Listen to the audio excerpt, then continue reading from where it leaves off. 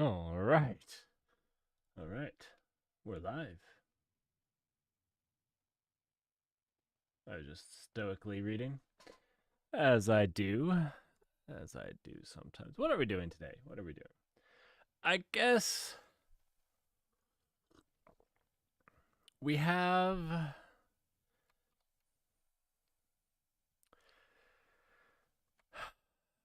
We have the hmac that we need to do.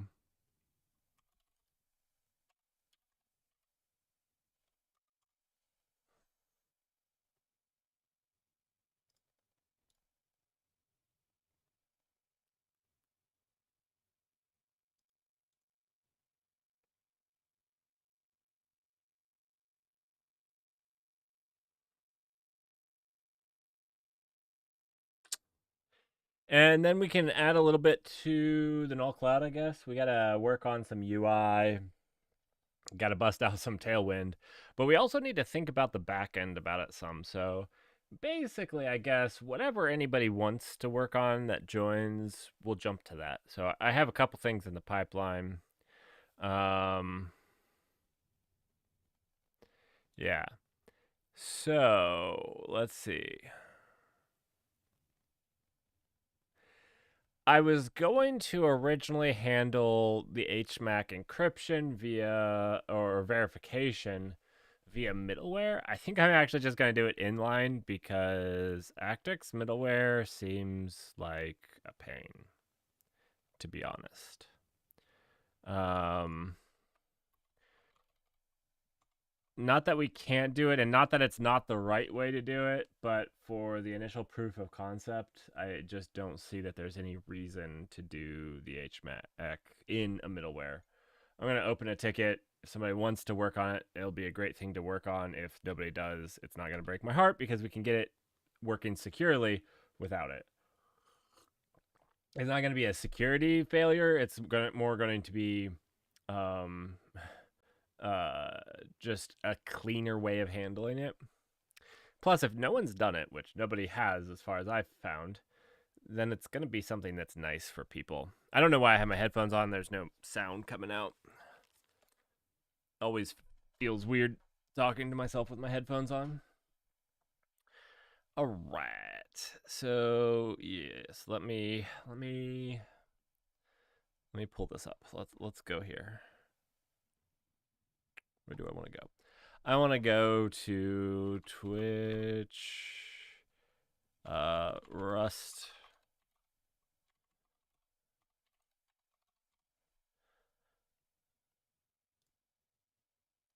And then here we're going to search for HMAC.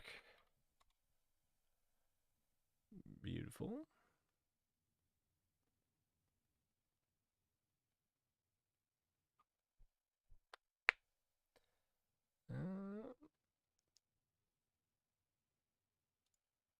This is what I wanted to see how they do the HMAC. So they get the event sub, the timestamp, and let's see with capacity. ID timestamp body. All right, this is the signature. They get the string of the message signature.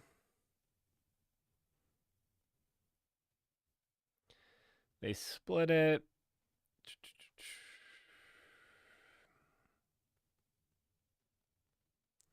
And then they're just making a new one from a slice with the secret. And then they'll just update it with the message body. So, yeah.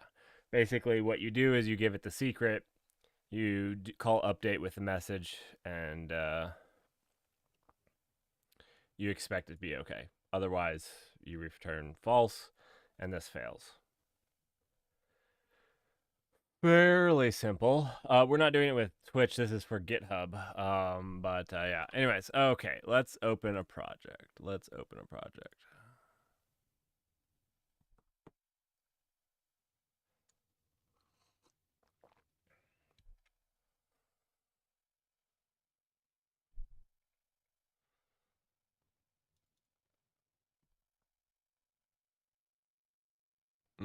You know what?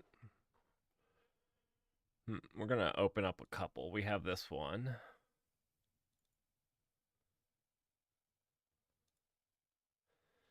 So the other thing, oh man, we have so much to do. So much to do. Will I go to the 5th tab? I probably will, actually. I probably should be using Vim for this. I have been not using Vim recently because, well, I find it's not as approachable for some. But maybe that's not true. That might not be true. So let's see. We have over here, we have opened up the null clouds front end, the UI. We have over here.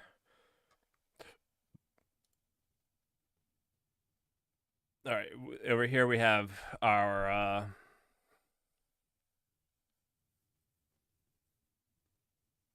we have assembly line. And then here we'll have man.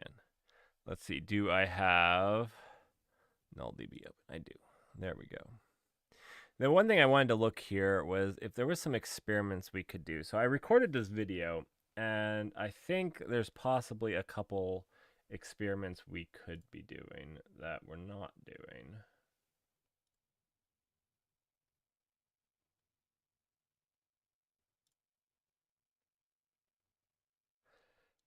So that's what we need to do. So this one is just testing the copy. Oh, did I actually get this working?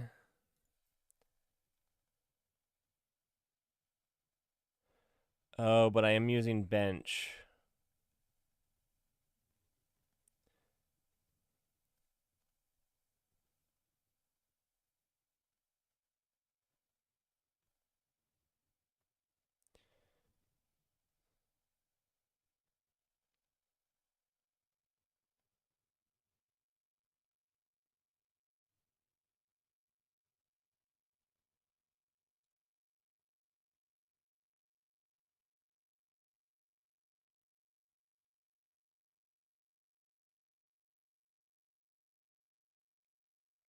So I think this was kind of the thing that threw me last time was the main doesn't use bench, and so I couldn't actually do everything the exact same, and all my logic is over there. Now my question is, do I copy and paste the logic?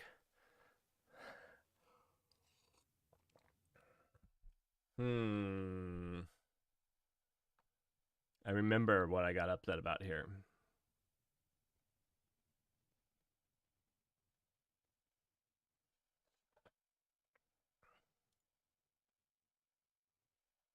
I don't remember the performance of these two. 3.5, and what was this one? I feel like it was also 3.5. Yeah, I think they both run around 3.5, 4.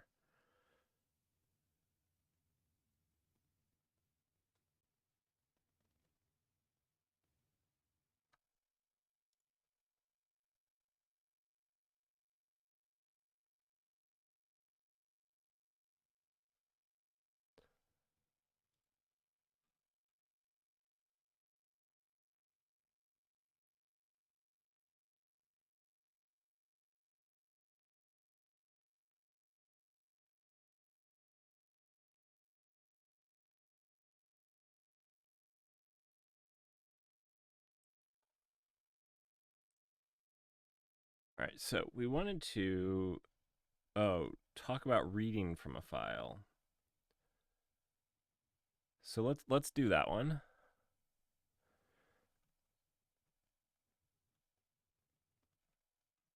So basically in not here, not in the CLI, but in the database, we have stuff that looks like this. Let's see. No, actually, it's in here now.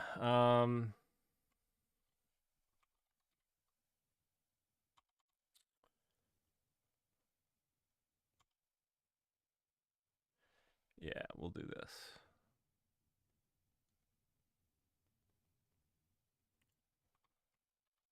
We don't need any of the fancy logic.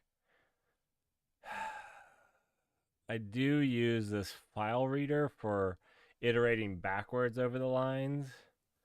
So let's actually just do this. Rust read line from file. I think this is all we need right here.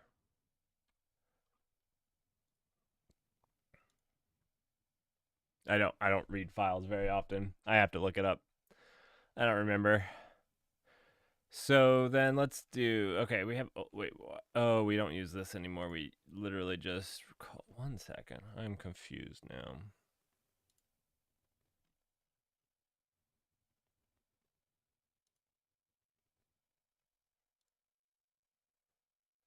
All right, so here we have a benchmark read memory from hashmap.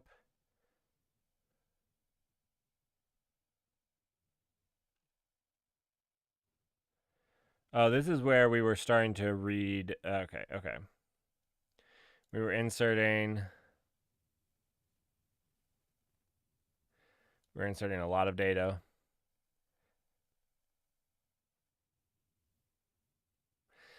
So this is all setup, and then this is actually just the getting part. And we're getting a key that we know exists. Really, we should get like one of the random ones. And we should randomly get which random one. But this is good enough because the time should be the same since it's on a hash map. Really, it should probably be a set.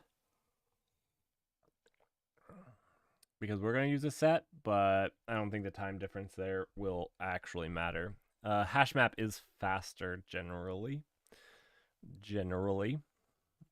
And then what we really need is to do this with a file. And this is where I stopped because like, file suck. And then I was like, oh, I'll just use what's in the null database, but it doesn't import well because this is using bench, which is on nightly, and this is unstable, and it doesn't play well, and I didn't really want to update it.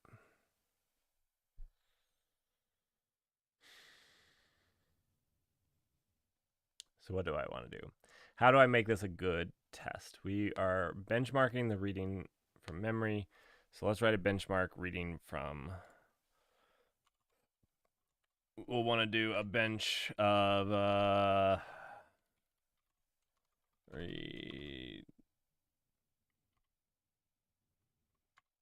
disk. Let's see. Let's see what Copilot gave us. Let's see it. All right. It literally just did this. It got the disk part, and it even said from file. And then it was like, how about we just do it in memory still?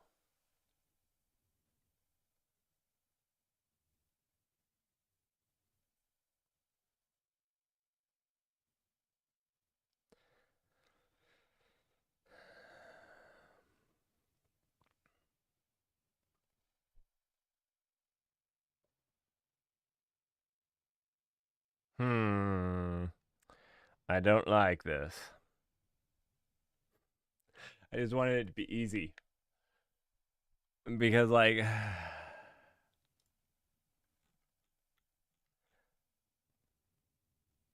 this is the actual logic here.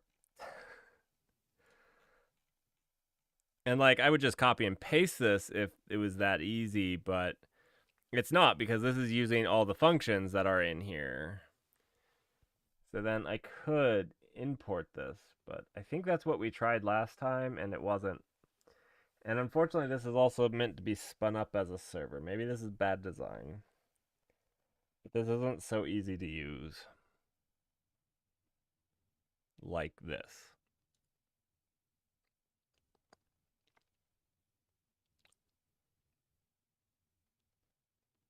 Okay, I know what we're going to do. We'll write the file like this, so that's easy enough. We can do just this. This right here. So if we open up as a read lock, we're going to be able to do this. What are we going to be able to do? So in here, we're going to be able to, wait. This is disk. Yeah. Okay. we're just going to write a bunch of stuff, but we actually need a key and a value. So what we're going to do, pretty much do the same thing here. This goes in key, and this goes in value.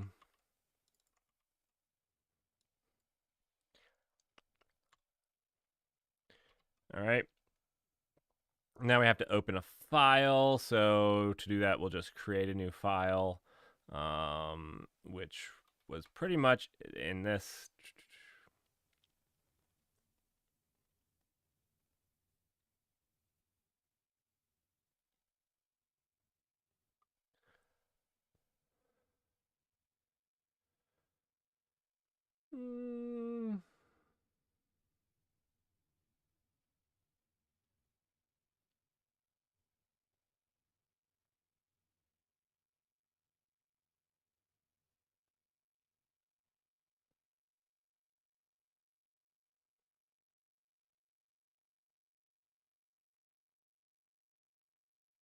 Or we could just do this. Should we just do this little function here? Maybe this isn't exactly what our server does, but this is not really the point that we're trying to make here.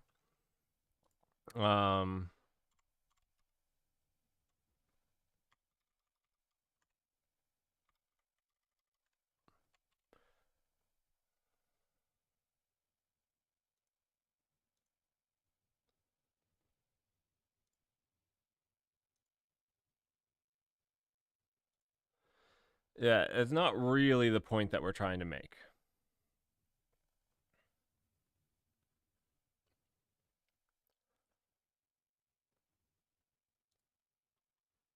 Okay, well, there we go. We'll just import these.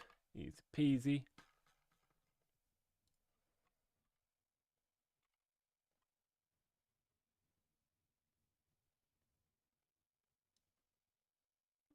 We're actually going to put them down here.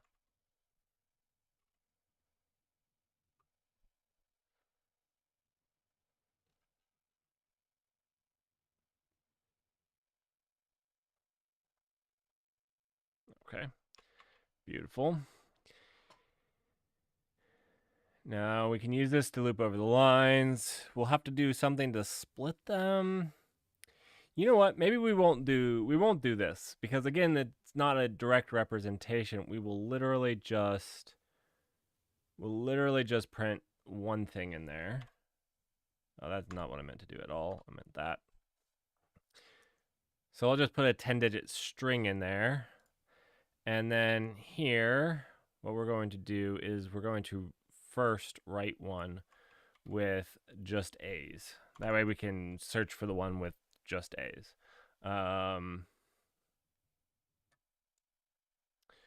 It will be a semi fine, yeah. So we can just do like this.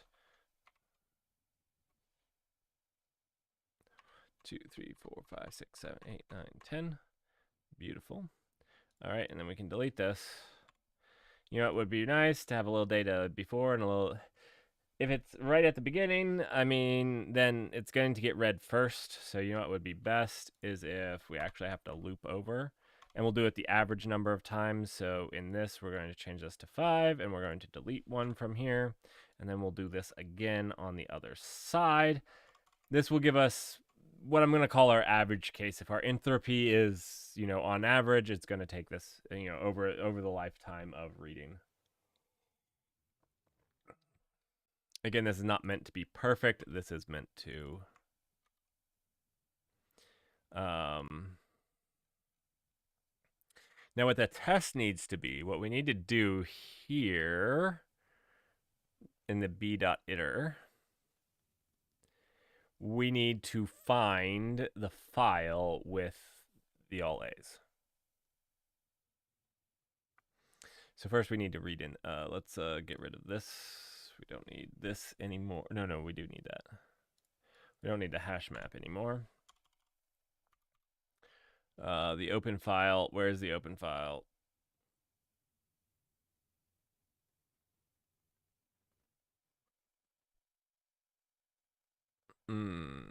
We need to open it for writing first, though.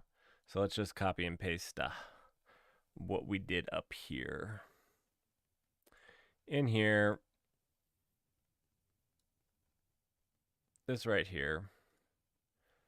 Let's copy this and use that right here. That's the file. Done.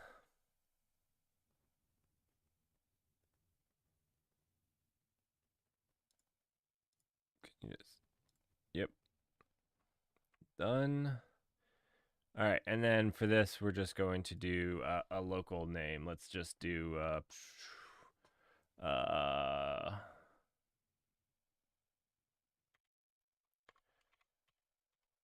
test file. I think that should work. Do we have to? Is this expecting a string? Oh, and we'll just call unwrap. I usually call unwrap in tests because if the unwrap fails, it fails the test, which is fine. You could handle this more elegantly, and in some tests, maybe that's the right call. But yeah, anyways, let's see. All right, so now this should be less upset, right? Because it has a file. It's a file there. What is it complaining about? Why are you complaining?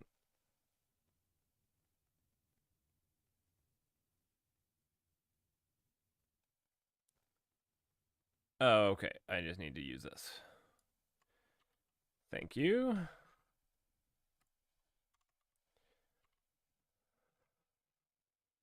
There we go. All right, and why are we upset down here now? Whoa. Okay, that was weird. What the garbage happened here? 1 second.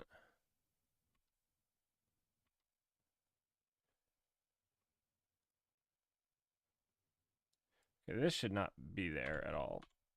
All right. Now this is going to complain. It's going to say use this. I'm going to copy and paste that. I'm not entirely sure what happened there. It got a little funky. There we go. It's now happy. All right. Why are these complaining? Oh, wait. We have a semicolon. There we go. Yeah. We're looking okay there.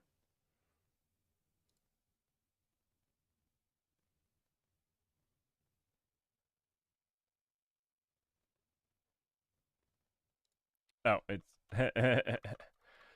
I just, it's okay. You don't need a comma.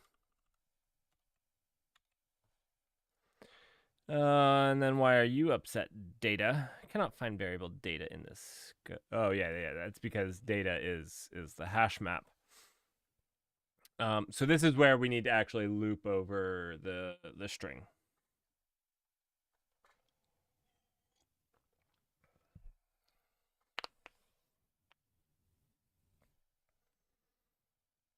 Okay. We're just going to create a little scope here because that's going to be easier to read, I think.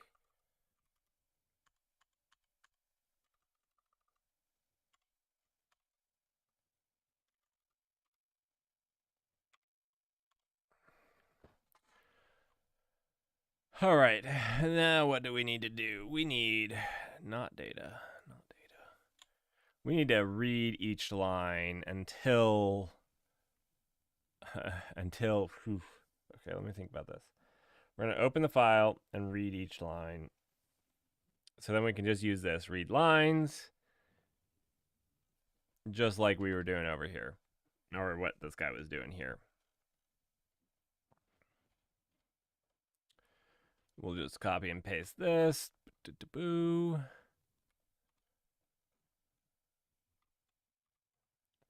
All right, read lines buffer. Okay, 4 lines and lines. Now what we need is to compare it against this. For line in lines.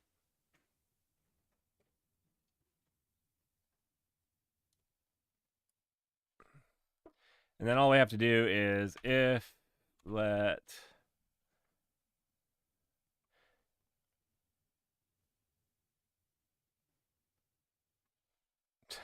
wait. Why does it have IP? Because that's just the copy and paste. Okay, what were you saying? Sorry, I got confused on the IP.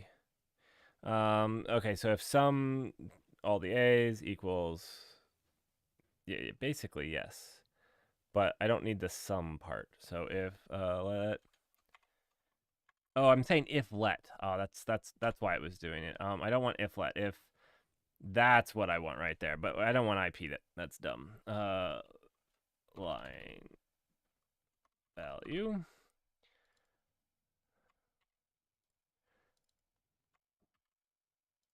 If line value is equal to that,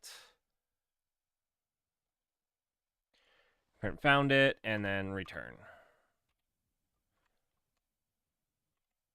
We just want to break out of it. We're done, and that will stop the timer. Do we think this will work?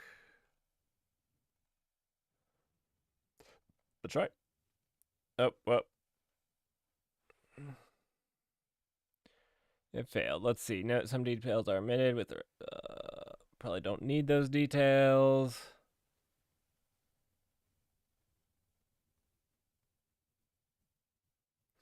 Oh, write append true open. Wait. Will this not create it if it doesn't exist? Feel like I do that.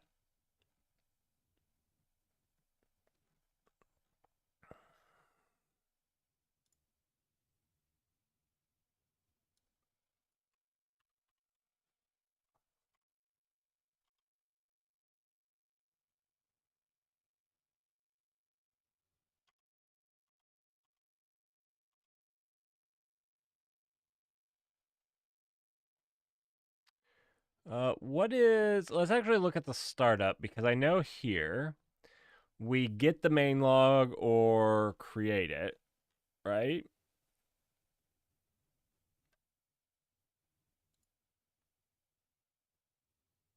So here we create the next segment file. Oh, we're actually just calling create. So let's just call create. We'll just do this. That's fine. I didn't think we had to do that. I thought we could pass. I thought we could pass like a create if does not exist.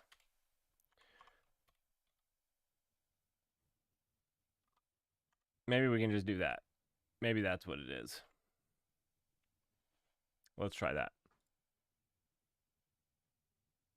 That seemed to work.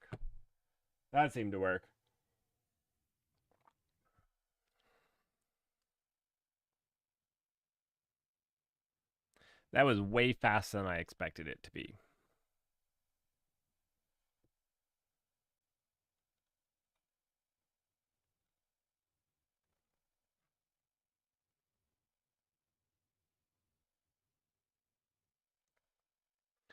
All right, maybe area.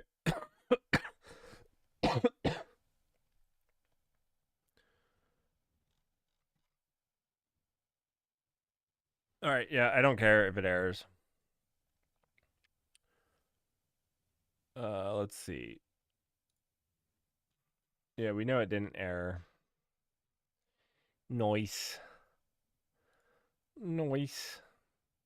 Now, what I want to know is I didn't see it print found it, but I don't know that bench actually prints the stuff. But what I want to do is basically make sure that it does by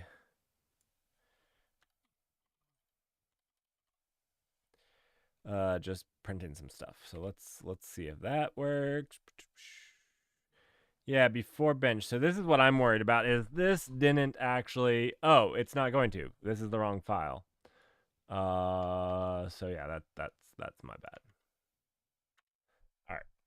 I was gonna say that seemed too fast. The 56 nanoseconds to read this file felt too fast, especially since I'm brute forcing it going line by line. And this was let's see. This was 9 nanoseconds, so like gosh, just failing to read the file is longer than actually getting the value. That's brutal. Let's try this now though. Let's try this now.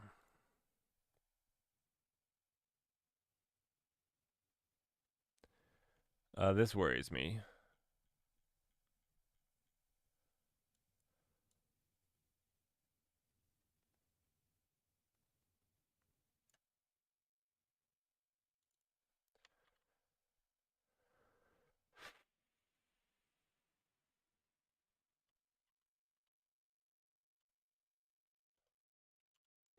Randomly, we made a bunch of random numbers, and randomly we got it 3 times.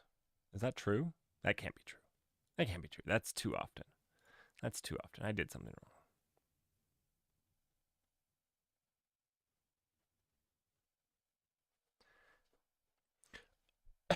wrong. I know.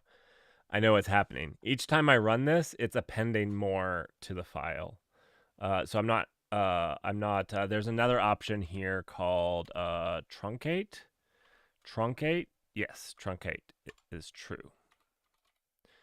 So this is going to clear the file. Nice. Very nice. All right.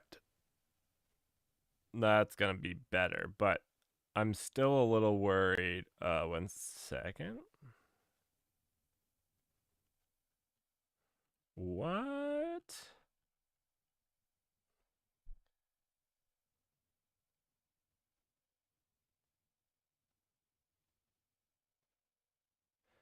Oh, truncate cannot be used with append. That's why.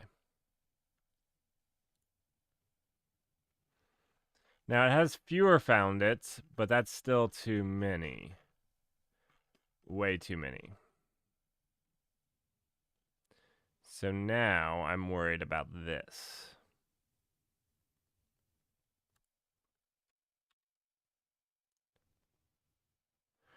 Oh, wait a second. Okay, let's look at this.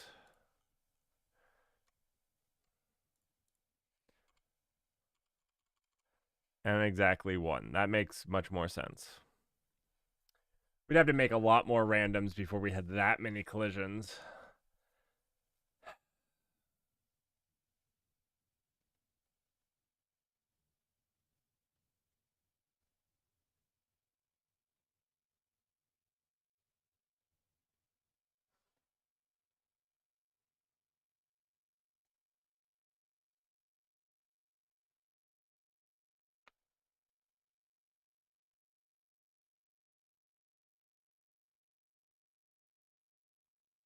Oh.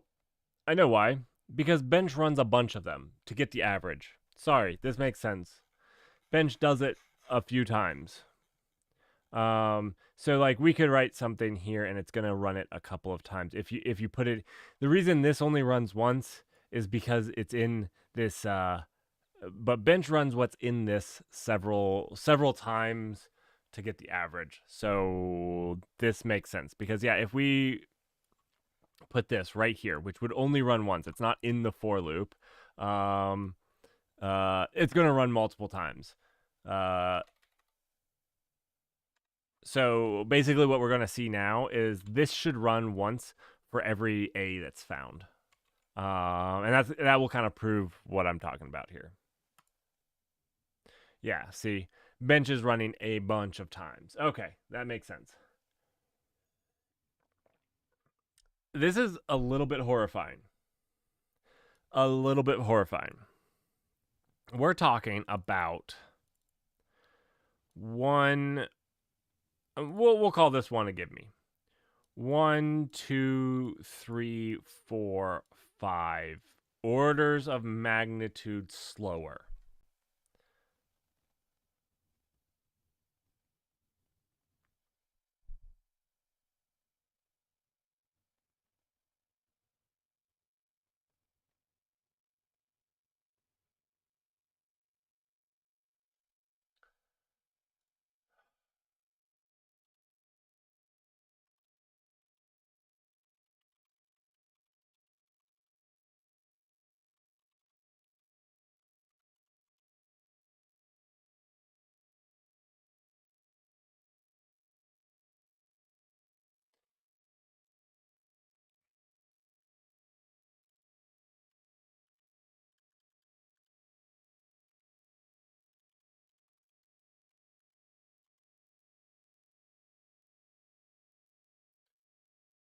So this is happening in what? Let's think. This is what, basically 1.1 millisecond, which is surprisingly good.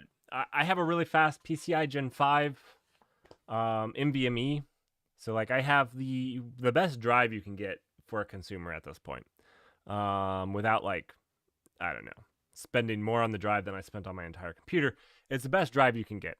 Actually, maybe the Apple drives are better, so you might get this on, because they don't actually use PCI as a standard. They have like direct connection. So the Apples might be better. Yeah. But yeah, this is 1 millisecond versus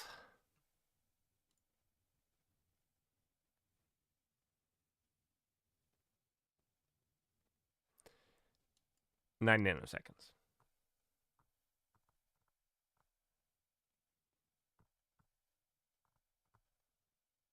9 nanoseconds.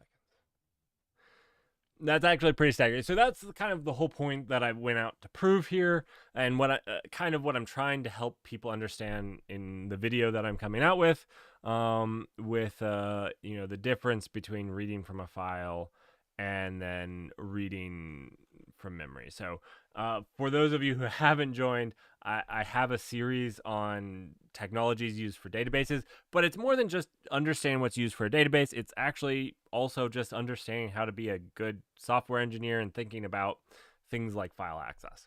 And my whole point is, there are times we don't need to access files and we can avoid it. And if you're looking to be looking at performance, you actually should do the extra work to avoid opening the file. Databases, it becomes very painful because you could be opening and locking files a bunch, and we go from 9 nanoseconds to 1 millisecond. So 9 orders of magnitude, or 6 orders of magnitude worse performance here. So that's the whole point. I guess technically almost only 5 orders of magnitude, but I mean, it's pretty bad. Also, interesting thing here. Check out this, plus or minus 0 nanoseconds, whereas you're going to get more variability with the file access. Like you have plus or minus 23,000 nanoseconds. So it also has a lot more variability in there. So that's also can be a deal. And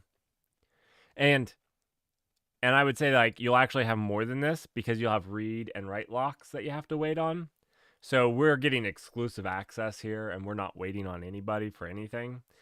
And so it doesn't matter, but it could. It could is the problem.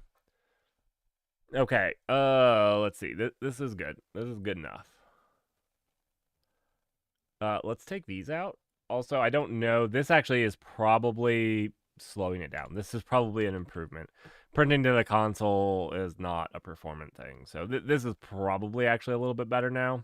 Now that I harped on how bad it is, it's still horrible. Okay, well, writing to the console did not incur that much of a cost, it turns out.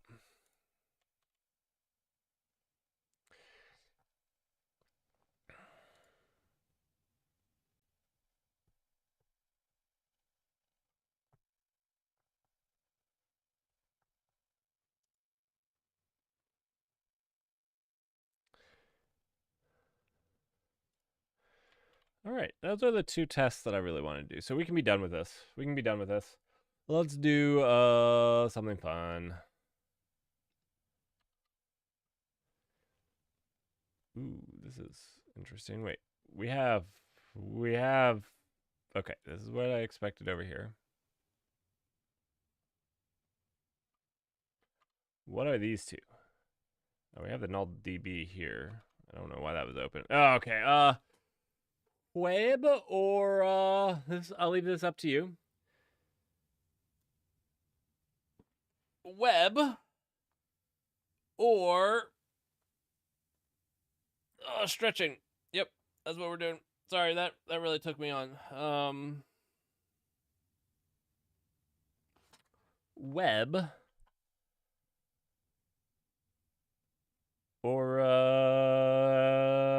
Twitch alerts.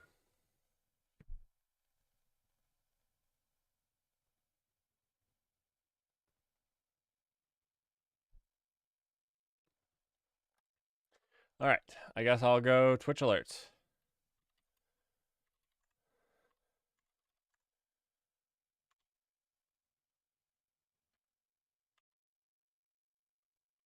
Let's just go ahead and open.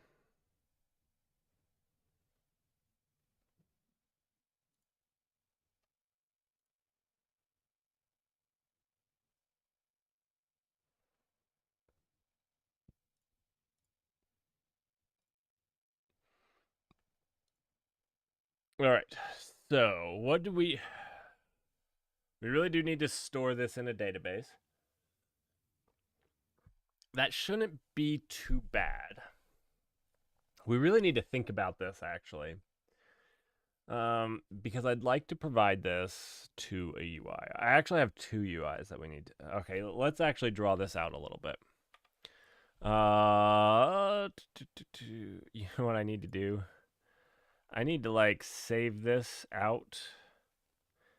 I feel like I need it for some reason, but then I don't think I think I can just clear this. Can we just clear this? Let's see. I think we'll just reset it. I'm going to regret it afterwards, but I'm going to reset it. Let's do that. This will clear the whole canvas. Confirm. All right, we'll scroll in. All right, so basically we have the null cloud, and we're going to host this in the null cloud. But what do we need as far as services go? So we have, maybe I scrolled in just a little too much. There we go. We have the Twitch alerts. Twitch alerts. And this is monitoring the Twitch stuff. All right, and it can, stop that. It's gonna go down here and store stuff in, we're just gonna throw it in a SQLite database for now.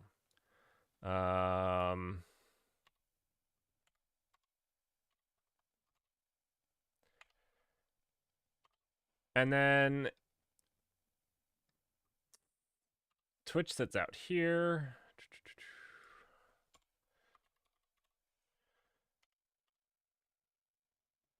And this really, yeah, we're using the WebSocket, so this reaches out. It's not a webhook. So this reaches out to Twitch. Can we make this a double-sided arrow? Can we make it double? I want an arrow on both sides. There we go. There we go.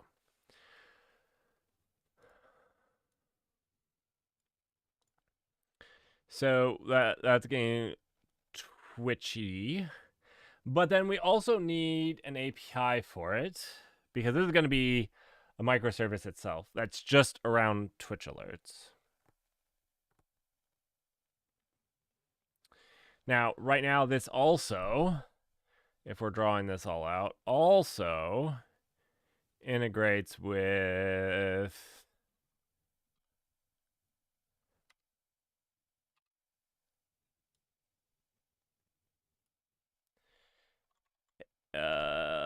AI APIs.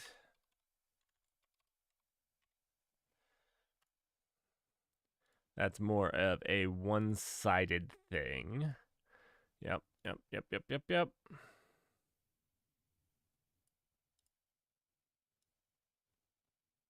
Now you messed up my arrow. Look what you did there.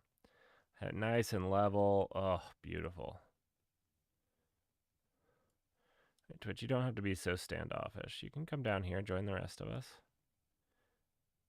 Yeah, look at you. All right. Trying to get my graphs a little more condensed. I generally have a tendency of sprawling, and then it just gets messy. I'm gonna slide this over here, and you Twitch alerts. Oh, look at you, Arrow. You failed. You failed. There you go. All right. So this is Twitch Alerts service.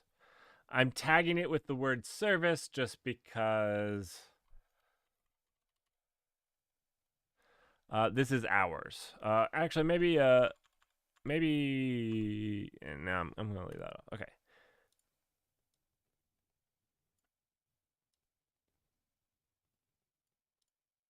All right. So now things have to depend on Twitch Alerts. Is that how we want to do it?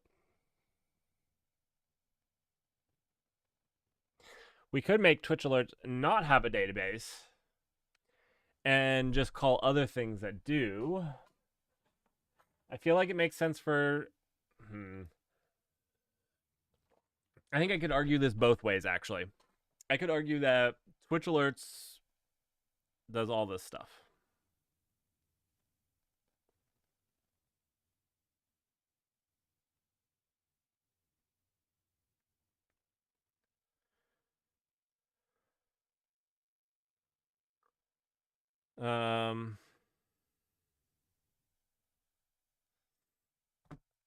So I think I could argue either way, where Twitch Alerts doesn't have this.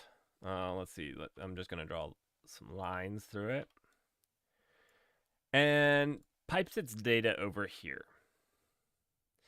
If I was making a more production system, I say more production, I'm going to rephrase that. If I was going to make a system that was going to have to hit hyperscale, maybe that's a bad word too. There are cases where I would argue this for scale and reliability reasons, where we might actually just dump this into Kafka. Or some event-driven system that we could use. But I don't think that's how we're going to do it, because it will be fine. So the problem with this is, what if we get a Twitch alert and it fails at the same time? That alert will be gone forever. Even if it didn't save it to the database, Twitch isn't going to resend it, and it's just going to be gone. That's the fact of it. And I think that's an okay statement to happen.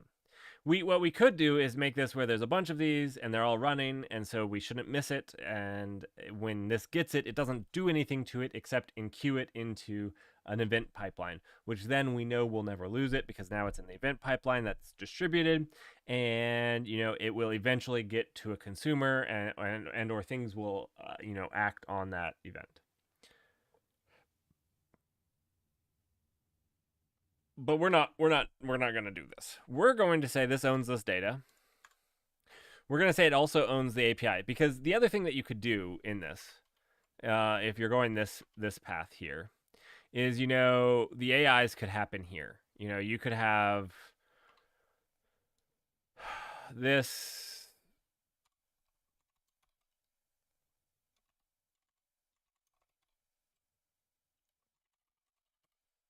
And this actually reaches out to the other AI services. We could go this way. And again, like I was saying, if the thing is, let's say this fails once a month and you miss one message every single month. It's still not going to fail once a month.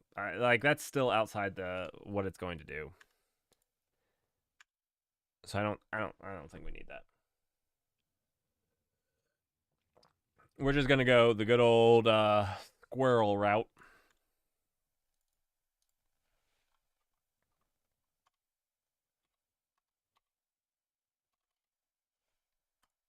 Squite. We'll go the good old squite route. Squite route. Hard to say. All right. So now what we need to do is we also have this over here.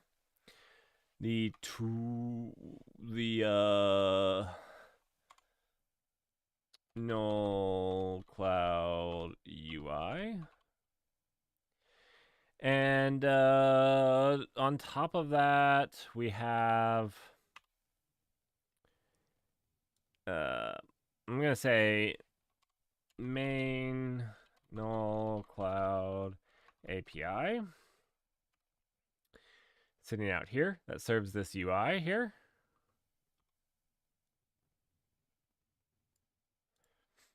And then we also have no.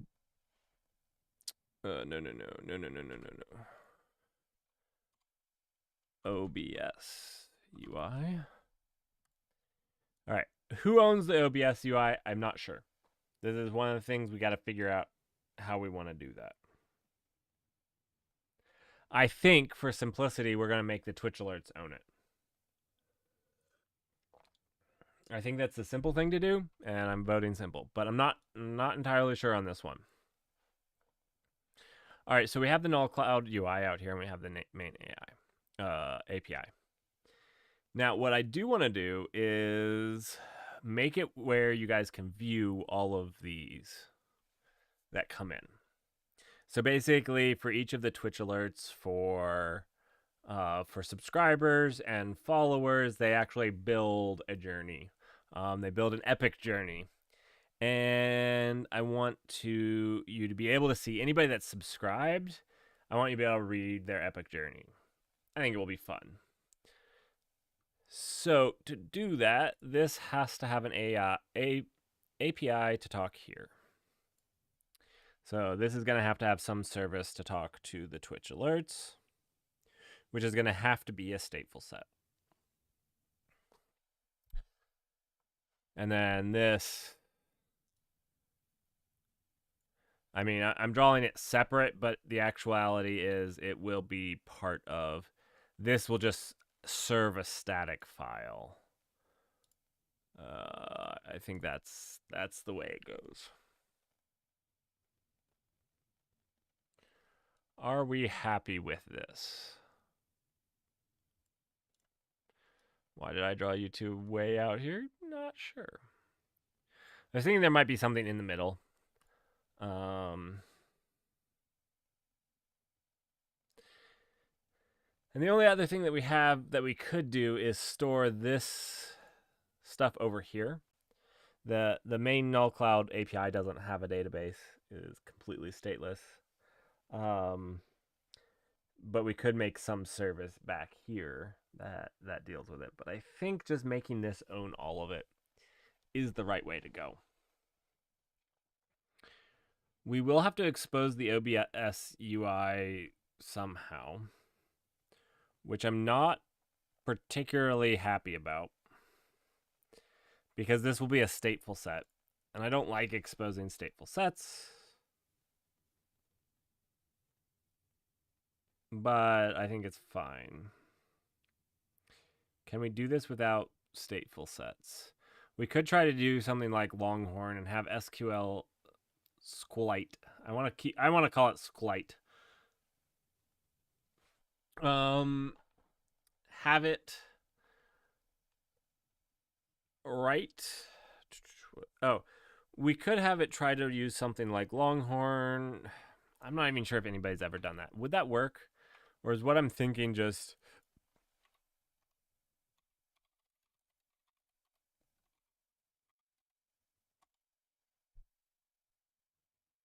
I feel like this is just a dumb idea.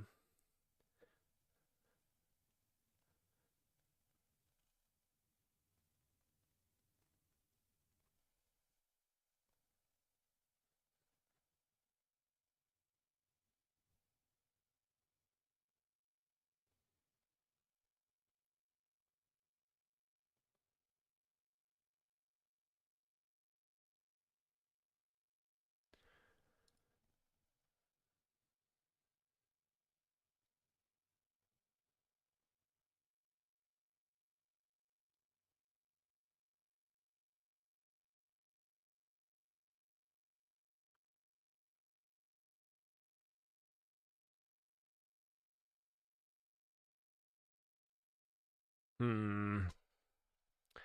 feel like this is the wrong thing to do, but it would allow us to get away with not having a stateful set because really it doesn't need to be. It's just a database. Mm.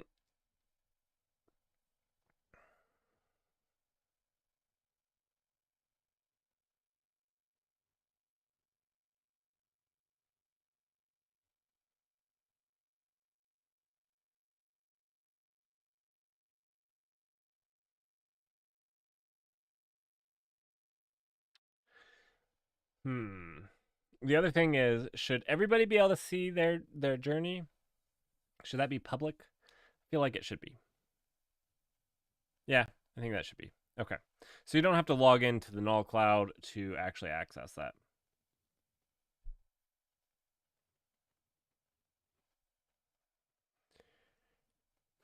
Okay, so then if this is what we're going to do,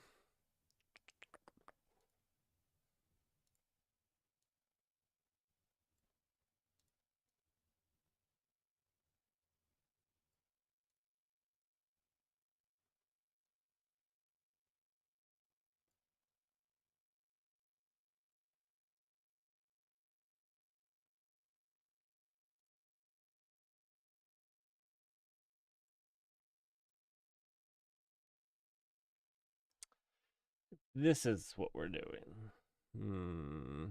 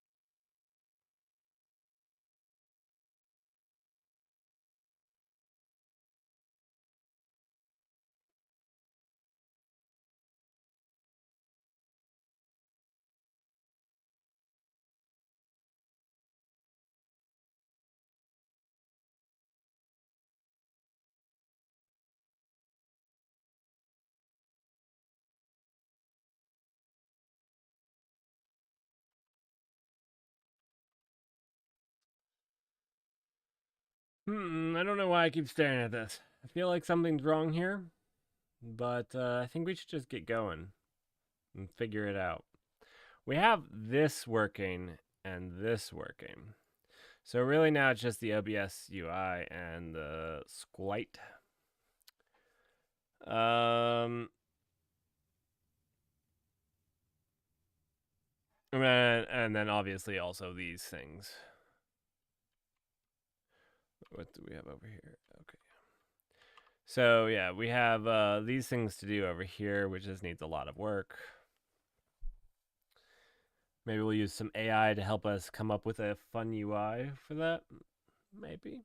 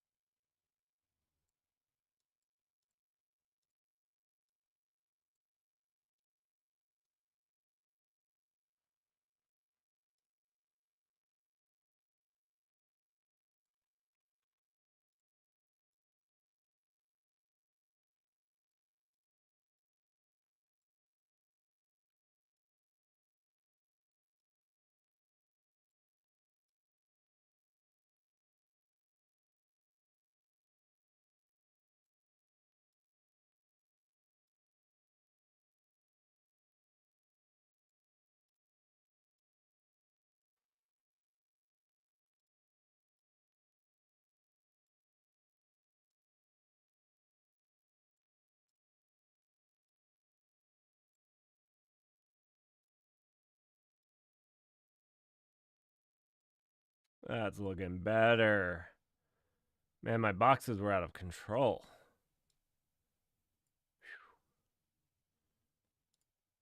Okay. That's so much better. So much more space efficient.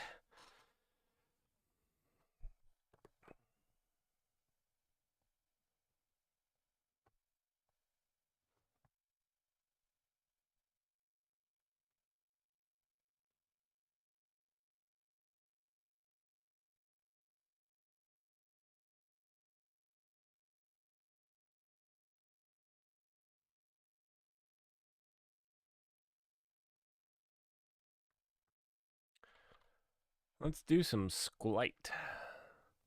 Do I have the things involved here? Yeah, it looks like. What? What? This is not in my migrations folder. Why did I create you there? Move that there to migrations. That was weird. We have a DB. Okay. So I think I set it up with xschool and xsql. So anyways, we need two events. Let's see, integer, primary key, not null. That's fine. Do we have an ID? Is this user ID? So that's the interesting thing. How are we going to track Twitch sub users? I guess we just get their name, and that's all that's going to be there. Now, is the Twitch name unique? Can I count on that? I have to tie them together somehow, so I'm going to have to guess that it is. Let's actually look through what we get here. Nope. Here we go. WebSocket. Process message. Reconnect. Process notification. Here's our stuff. Channel 2 payload. Okay, so this is the stuff that we get from them. The requested broadcaster login, the broadcasted login ID, broadcaster ID. Let's see, broadcaster username. We don't want any. It's the user ID. I'm gonna say that the user ID is unique. So we're gonna take this, and we're just gonna say user ID, and that's gonna be the primary key.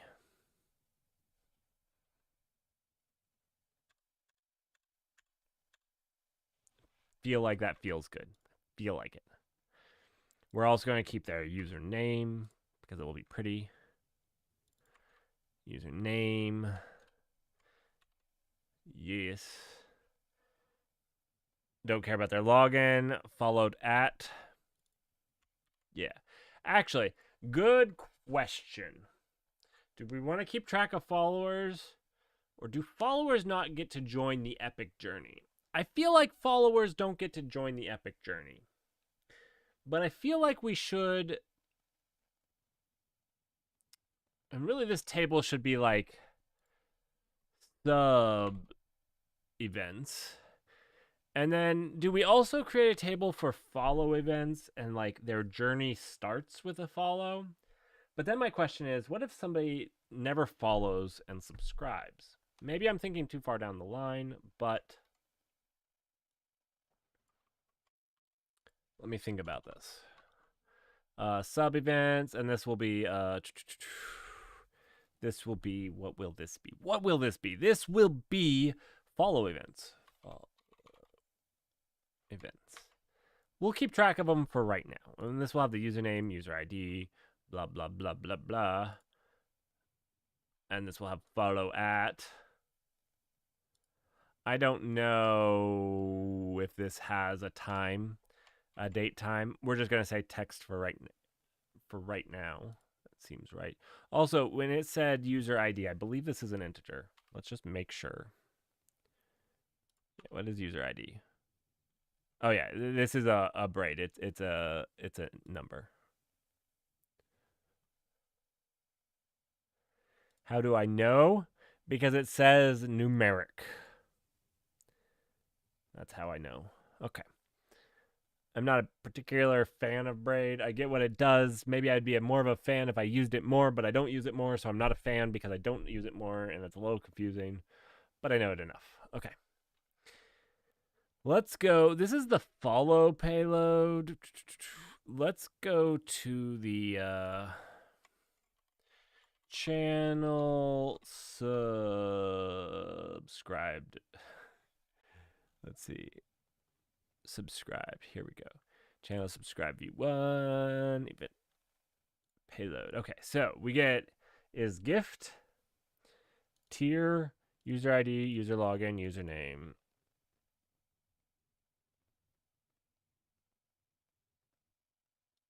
Those are random values.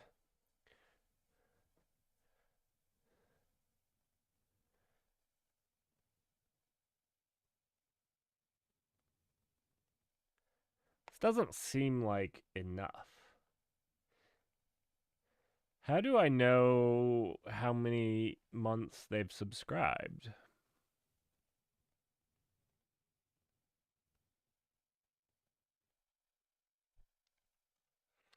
Is there a V2?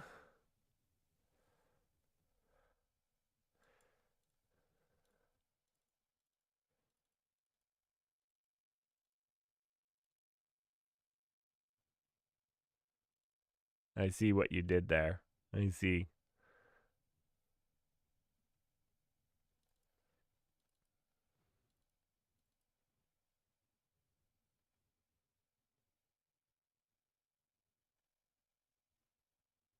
Hmm.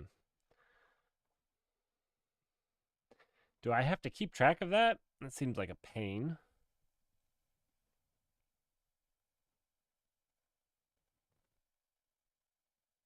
Come on, Twitch. Is there a V2? Channel subscribe V2. I'm going to search because I feel like there should be. No V2, only V1. Okay. I guess we can aggregate that data ourselves pretty easily with what we're doing here. So let's see. Follow that. What were we looking at? Subscribe has basically the same things though, right? Username, login.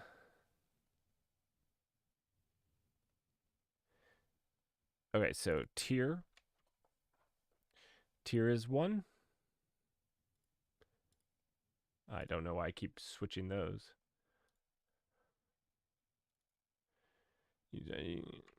Tier. And this would also be an integer. Beautiful. I'm not sure I care if it's a gift. I'm not sure. But the people that will be watching. Okay, so default, it's not a gift. Default, this one is going to be 1,000. That's the lowest one. It has to be 1,000, 2,000, or 3,000. Very weird system. Very weird. Okay, and yeah, that's it.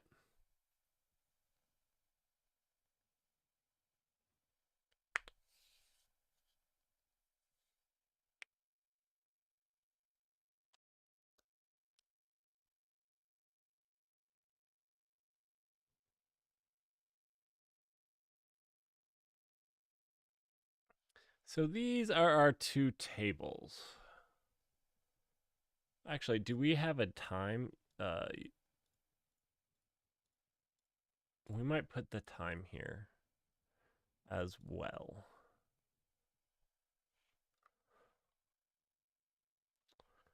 Didn't follow have like follow that? Yeah. We're gonna do follow that.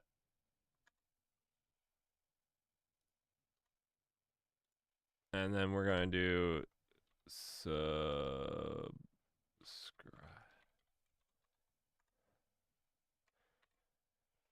Works. I'm gonna prettify that. All right. I don't know if this is actually valued. Squirrel. We're gonna find out. I don't know that timestamp is one. Let's see. Let's see if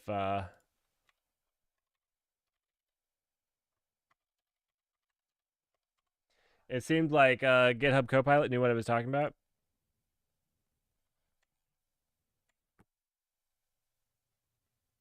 Oh my gosh.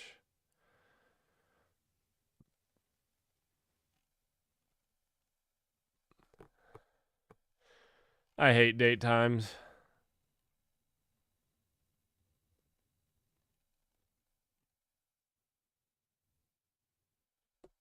Wait. Is it not a field?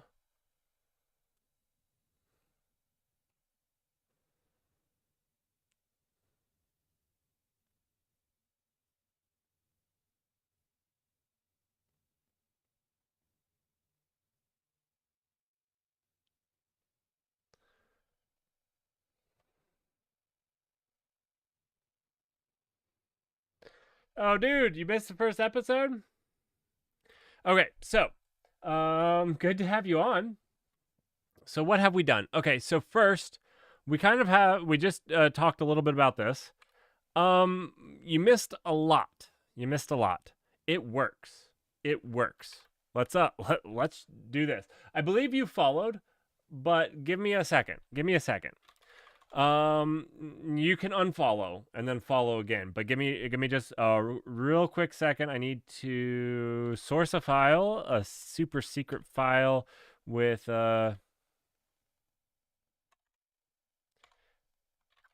cool. I didn't leak the secrets this time. But we can do this. Oh wait. I actually need to do this. Cargo run this. Yep, done. All right. All right. Good old test sheep. Go ahead, unfollow, and then refollow. Do it, and we'll see how it goes. All right. Check it out. 1 second. I think it actually failed. Which is fun, but not fun for you because you didn't get all of the awesomeness. Yeah, here we go. It's failing. No, it didn't fail. It didn't fail. It didn't fail. Here we go.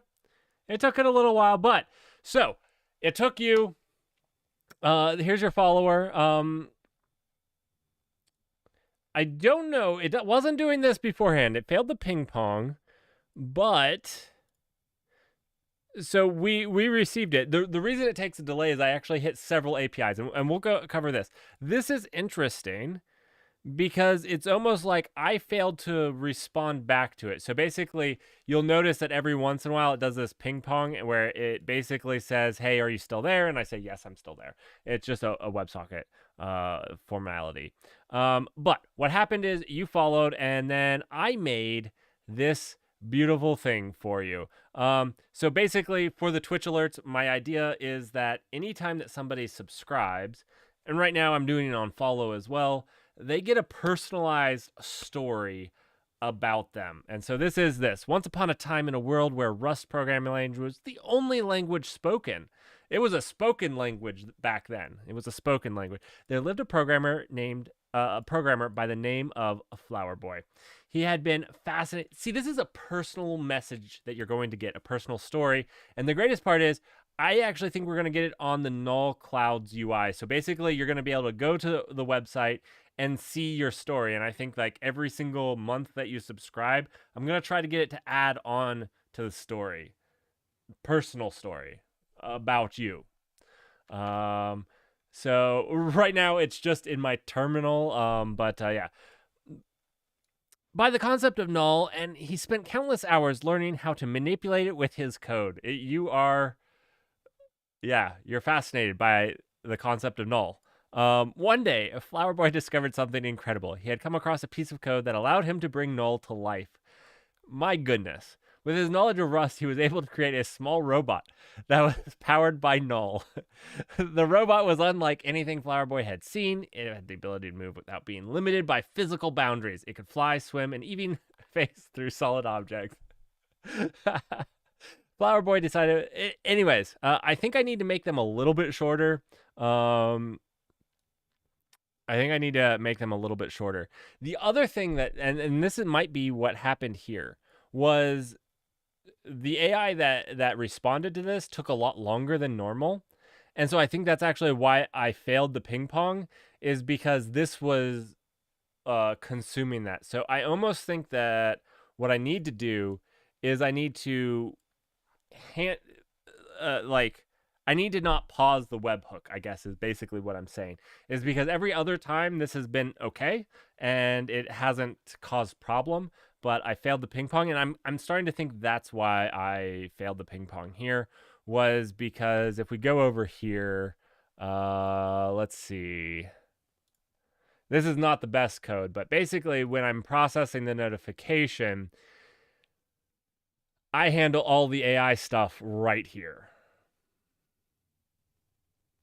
But it is actually pretty fun. So yeah, this is what I'm using right now. I have a directed conversation, so I say you are null GPT when answering any question. You always answer with a short, epic story involving the Rust programming language and null. I'm Another thing that we need to do is we need to come up with a couple different message directions, as well as a couple different uh, you know, I with this I say tell me an epic short story about my new follower, and then I pass in your name. That's what the payload is here. What I want to do is have a couple different ones of these directions that they can start with. I think that would be cool. So it's not always just the same thing, but yeah. Yeah, I think it's pretty fun, and like not something somebody else does at this point. Oh,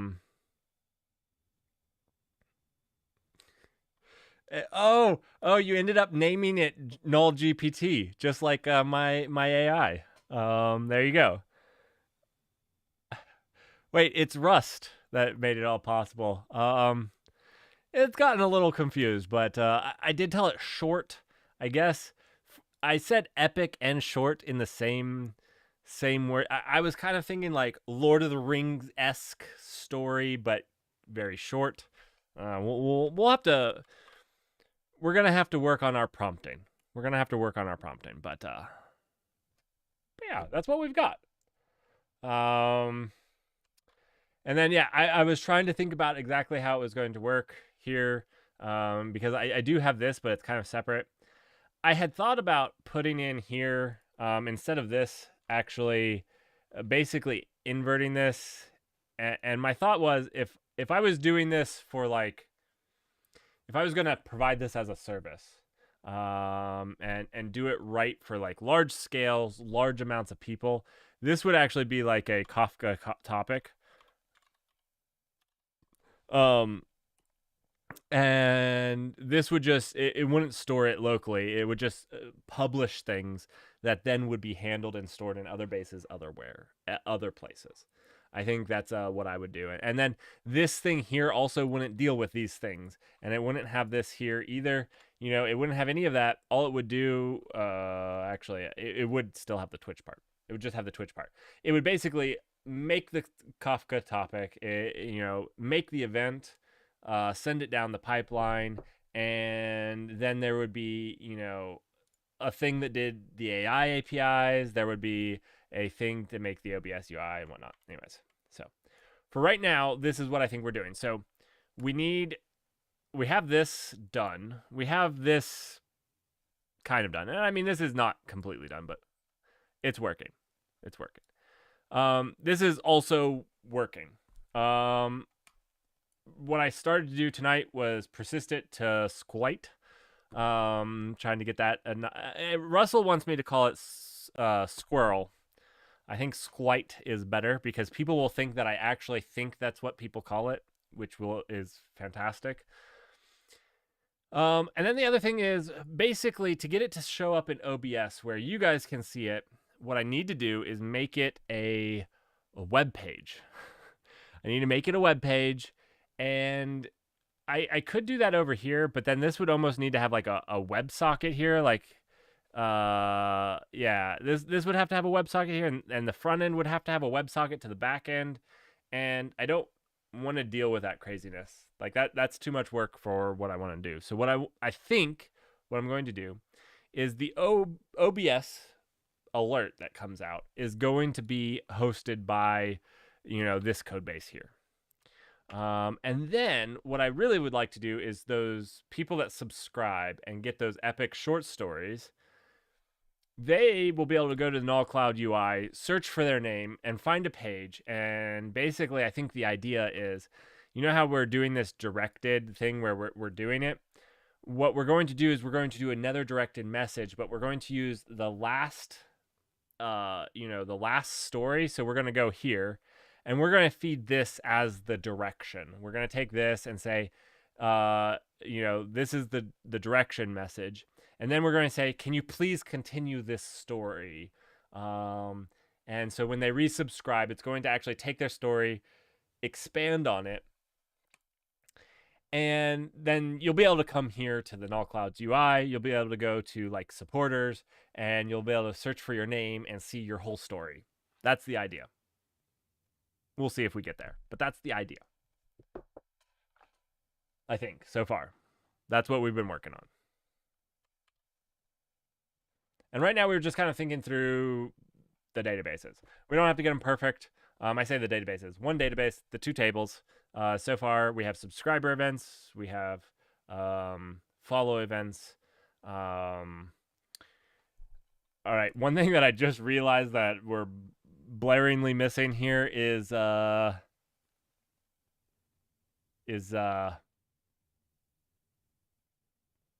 I going to call it story? Story? That seems wrong, but that's like, I guess that's story segment. I'm not sure if this is the right way of we're gonna call it story segment for right now. So this is basically the piece of the story. Should followers get they've got to start their story. They should have a story segment. I was gonna say like ChatGPT cost me money. But I mean, this is the start of their story. It's a fun thing. If it starts to cost me too much money, we'll turn this part off. that's what I'll say.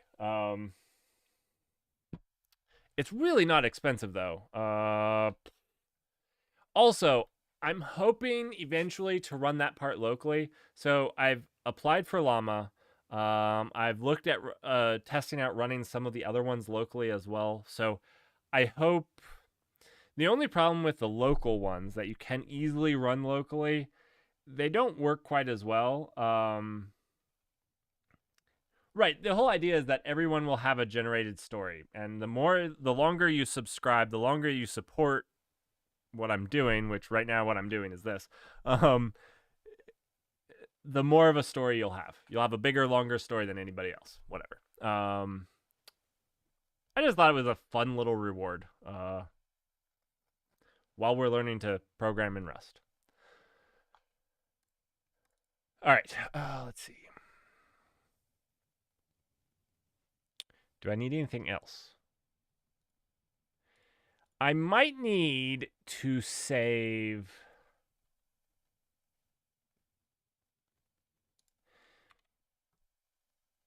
Yeah. I saw the leak.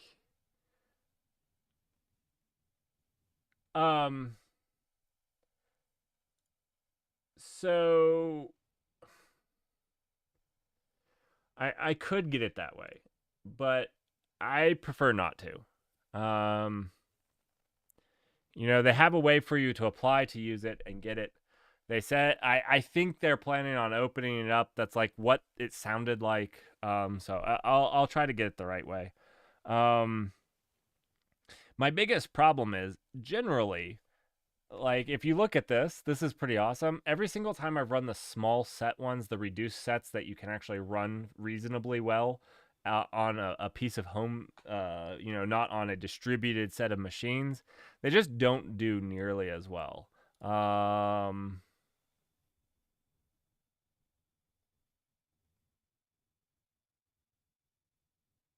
Yeah, they just don't do nearly as well. This one actually turned out pretty well. I'm happy about that one. So I don't know, but I'm gonna try.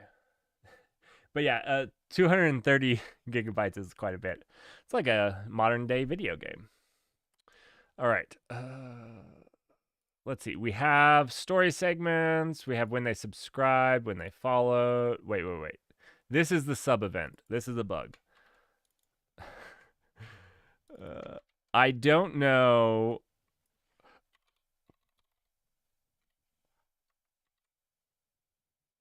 I don't know if timestamp is an actual field here. Copilot told me that it was. So, and they told me that current timestamp was also a thing. I don't know that I believe it, but we'll run this migration and see if that works.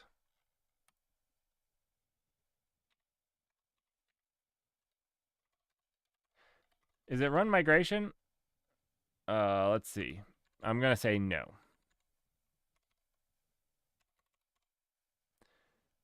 Migrate. I just migrate.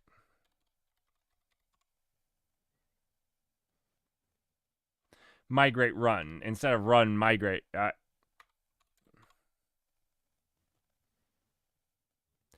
All right, subscribe at syntax error. I thought ChatGPT or not ChatGPT, but Copilot was wrong. I don't think this is right.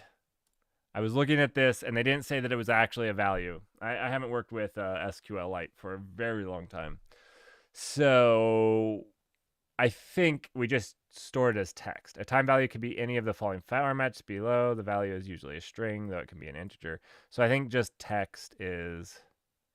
1 second. Let's see. The string now is converted into the current date and time as obtained from the x current time method of the SQLite 3.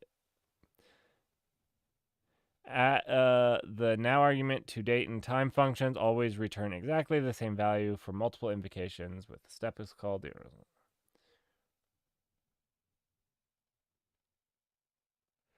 I don't really care what format is used as long as it keeps the same format. Let's see. I feel like whatever I pick will be the wrong way to do it. That every single time I do date time, every single time I regret that we have this concept of time and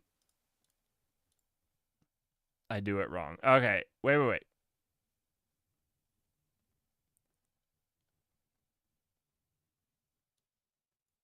So current timestamp. Oh, maybe Copilot was right. Wait. It's just not timestamp. It's date time. It's date. Wait, is that true? Is this what needed to happen? Is this all?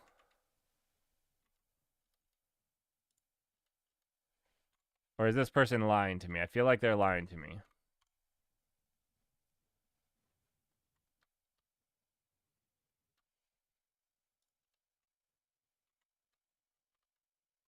Uh, name, text, ID, and whatever.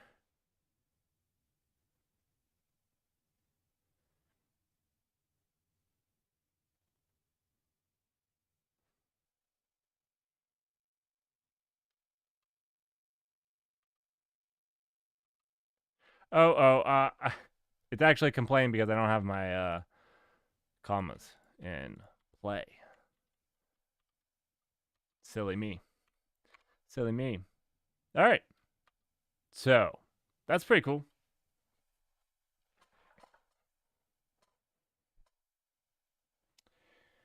There's actually another. I know Llama is out there, but there's actually another one that we can run locally that is open source. I covered it in my news this last weekend because I've been looking into it. So we might try to do that because they were also there's some things on how to like basically personalize it for yourself.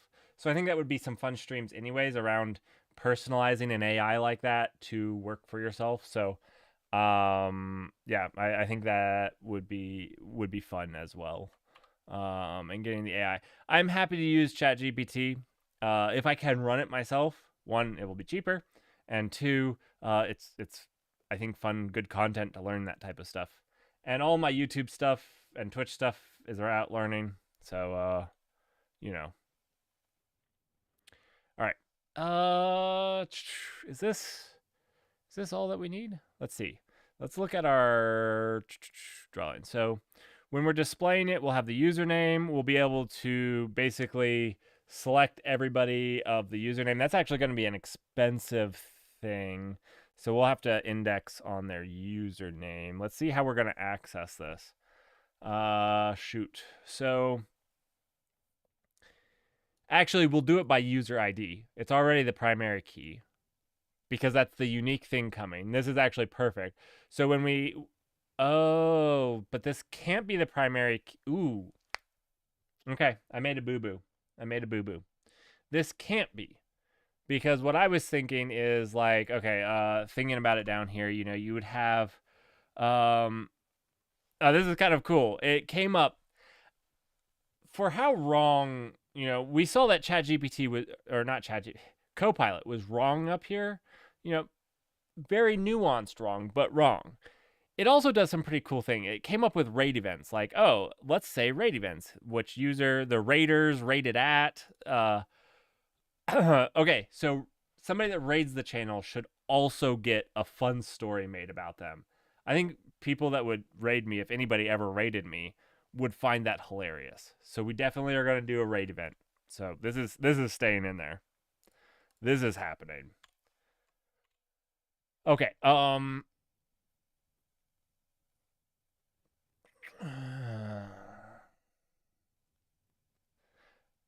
Okay. What I was thinking about. I was thinking about this. This is wrong. This is wrong because this is what something would look like. Um. Oh, there's a resub. Is there a resub event? 1 second. That would be interesting because I found sub events don't actually have, like, the subscribe event does not have how many times they've subscribed. Like, is this their next? So I don't see a resub event. I think that was the Copilot grasping at things. Let's see.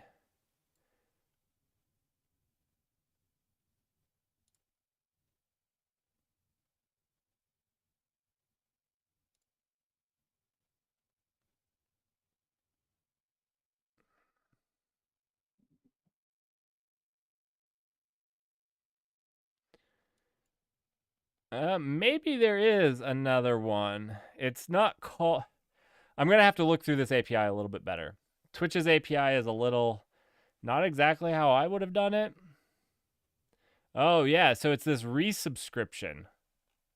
I don't really care whether it's the first subscription or a resubscription, but that's good to know because basically the subbed event only happens the very first time they subscribe, and then it's a resub event.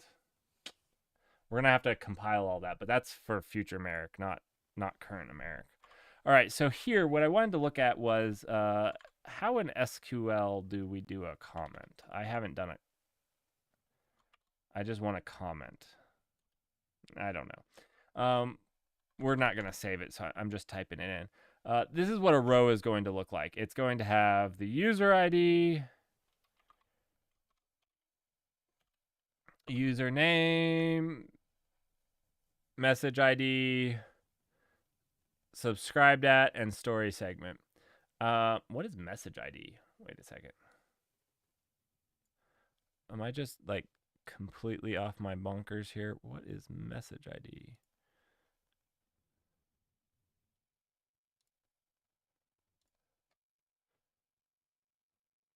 There's no such thing as message ID. I think I must have. Okay, let's delete this. I don't know what that was in there for. All right. So this is going to look like this. User ID, username, subscribed at, delete this, and story segment. But if they subscribed again, if they resubbed, we can't have that again because that is not a primary key. So user ID has to be a secondary key.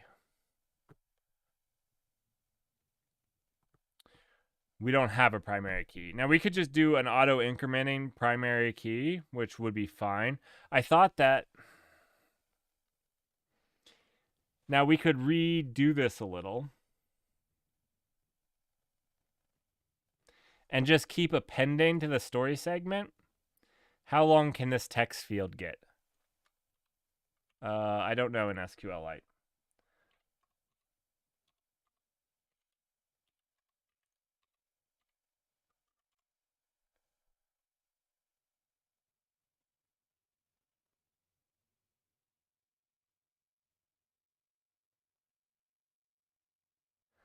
Slightly less than a full gigabyte.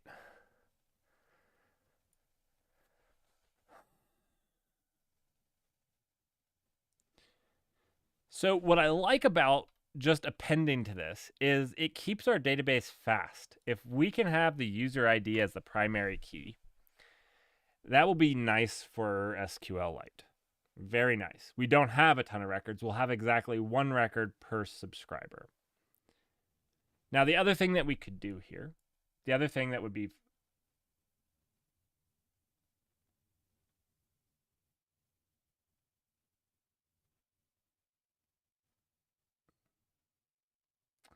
well, Pink Bunny, if you don't know how babies are made, I will tell you a story about how babies are made.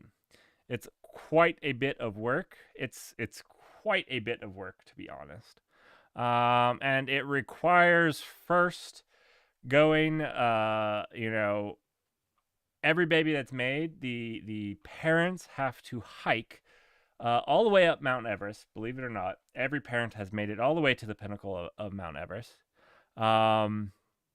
Hiking all the way up there and getting a little bit of snow. Babies grow in snow, kind of like plants grow in dirt. You have to have the purest snow from the top of Mount Everest. And that's where it all starts. But then it's a whole lesson in itself. Maybe I'll have to do a stream on it for you. But yeah, you got to get the purest snow off the top of Mount Everest to plant your baby seed in. That got really weird, unfortunately. All right, but that is enough of that. Let's move on.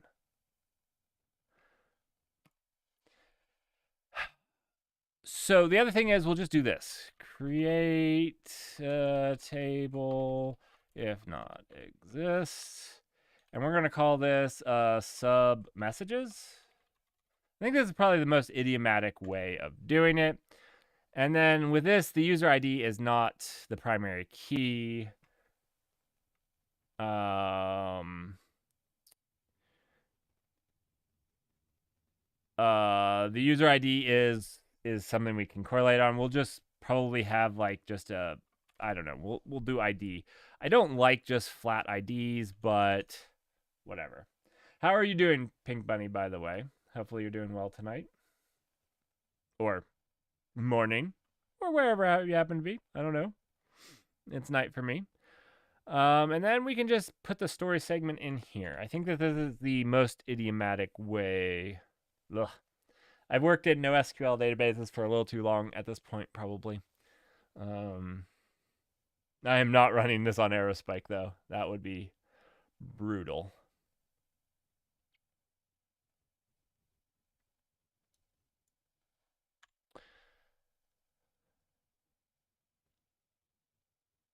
And then we'll have user ID here, because that's how we'll do the join. Hate joins.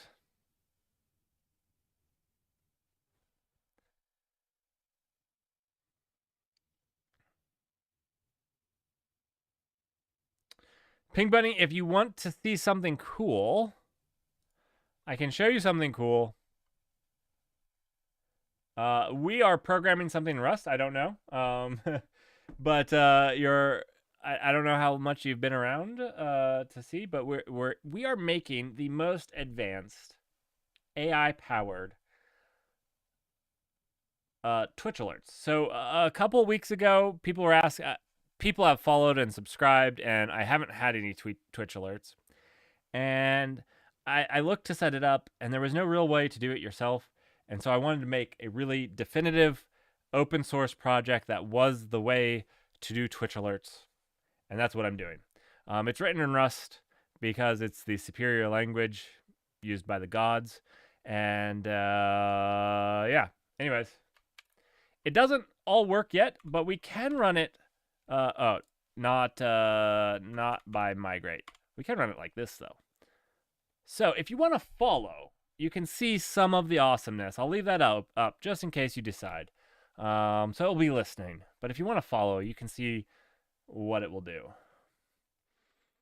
All right, so are we happy with this database structure here, though? I think we'll just start with this. Follow event here.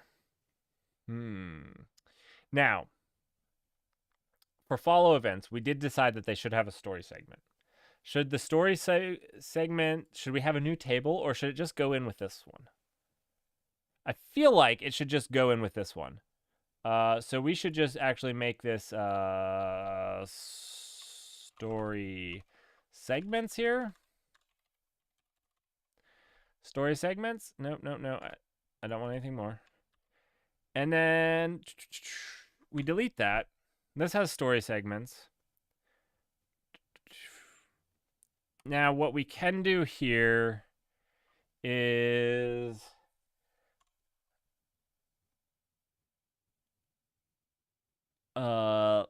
we could put a flag for whether it was a subscribe or a follow event. We could do event type. I don't like this as much. This would probably be better in Postgres, or if we were using like a database like Aerospike. They have better ways of dealing with this. With SQLite, they don't. At least not in the SQLite 3 that I used 5 years ago. And I don't like just storing random information as text, but maybe that's fine. We won't overthink it right now. Event type it will be text for right now. And then we can just store all segments in this table. We could make a separate table for subscribers event messages versus story segments or versus follows.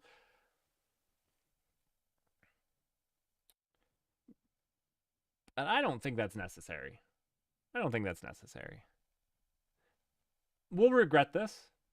We'll regret this in the future. And by we, especially me, but I think this is good.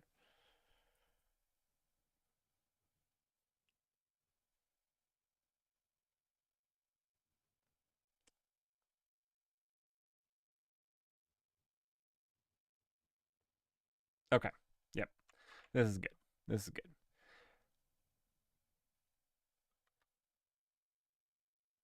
All right. Pink Buddy, you followed. Oh, wait. Did you follow before I started this running? Okay, Pink Bunny, if you followed before this, stop following. Thank you for following, by the way. Stop following and follow again because you missed it. I'm so sorry. But I am imploring you to stop following me and then follow me again in a second.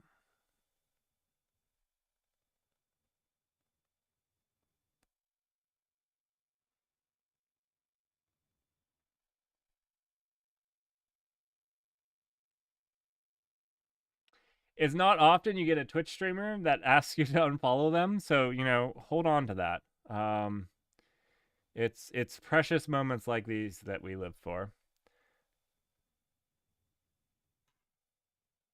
Probably won't happen often. Not once this battle station is fully operational, it won't. Then I'll make you pay to get your message. Oh, I'm a horrible person. All right. Well, you did follow. I don't know if you then left. So, sorry, Pink Bunny. You missed it. I'm going to leave this running, though. I should have left it running. We have a bug which caused it. Yeah, I think he probably left. I think you're right. But he did follow, so thanks. We have a bug, which we fixed. Or we haven't fixed. It's still 100% a bug. 100%. I do all this ChatGPT stuff straight in before we return a response. And so if ChatGPT is slow, we're going to fail. Basically, we just need to spin off a new thread. This process follow should take this, shoot off a new message, and return OK. In my production system mind, this would make a Kafka topic, shoot that off, and return OK. That's how I think. But this is a much smaller project, so I'm trying to learn how to.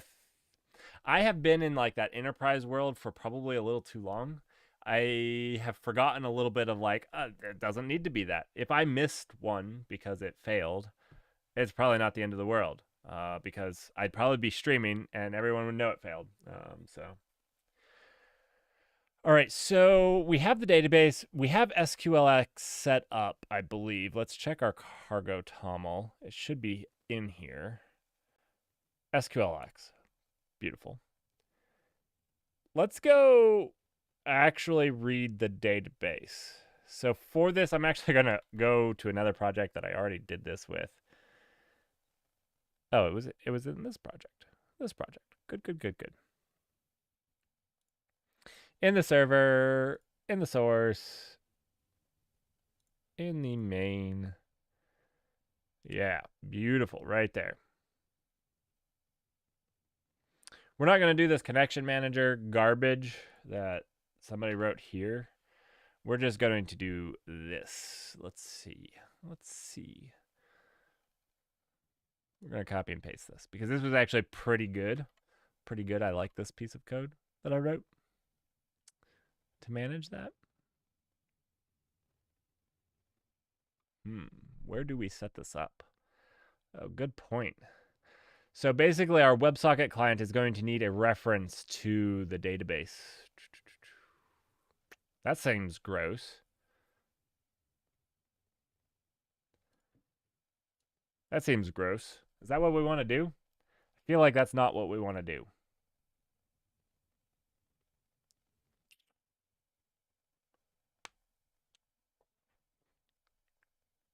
I think that's not what we want to do.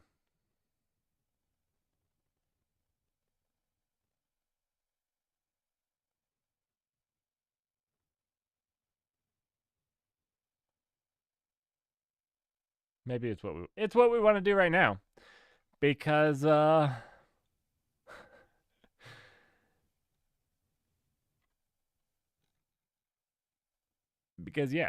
it's going to be easy. It's also what I did with the ChatGPT client. So, I mean, we're going to follow along. Set up APIs. And then we're going to set up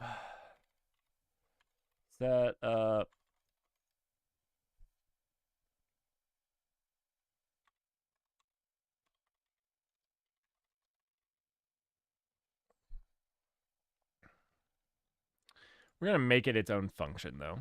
That, I think, is still a good idea here. We're going to call this setup.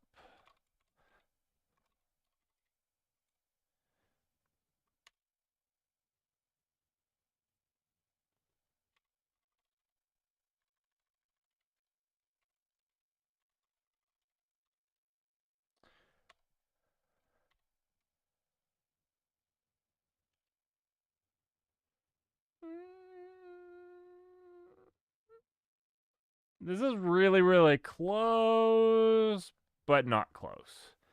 It's SQL Lite, SQL X, SQL Lite, and it's connection pool, I think. Not connection pool? I was guessing. Let me try again. Pool? Connection? Is it connection? I don't think it is. It's an SQLite pool, not a connection pool. I knew it had pool in it.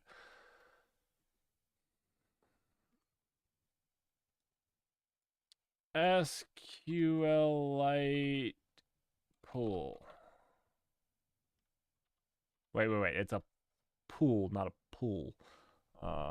But where is this being imported from?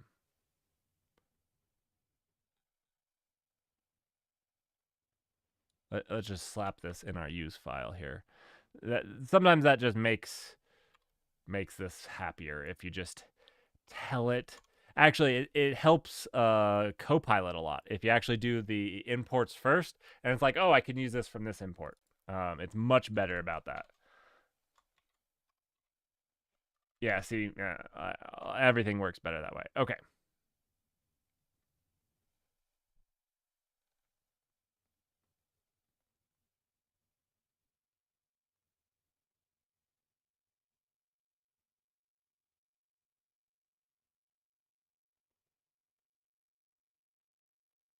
Wait. Not using a fully.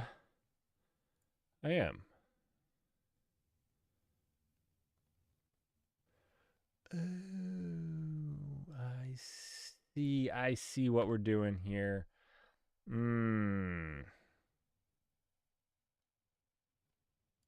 I see. I see. I see. Okay.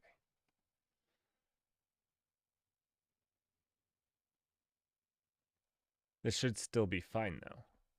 Right? So it's probably something else that is making it upset. Hopefully. Let's change this though, because this is going to be that function, the innards of that function. So let's just copy these over. It will need a few small updates because we're not going to create a connection pool like we did. Okay. Because in this we were creating a new connection, a new pool, connection pool. So we just don't need self. We're just going to return the pool. Okay. Yep, that should work. Oh, you know what? I don't need this anymore because we already did the fully qualified. That's what it was complaining about, is I was overqualifying it again because I did the full path up there. All right. All right. Just checking. No followers.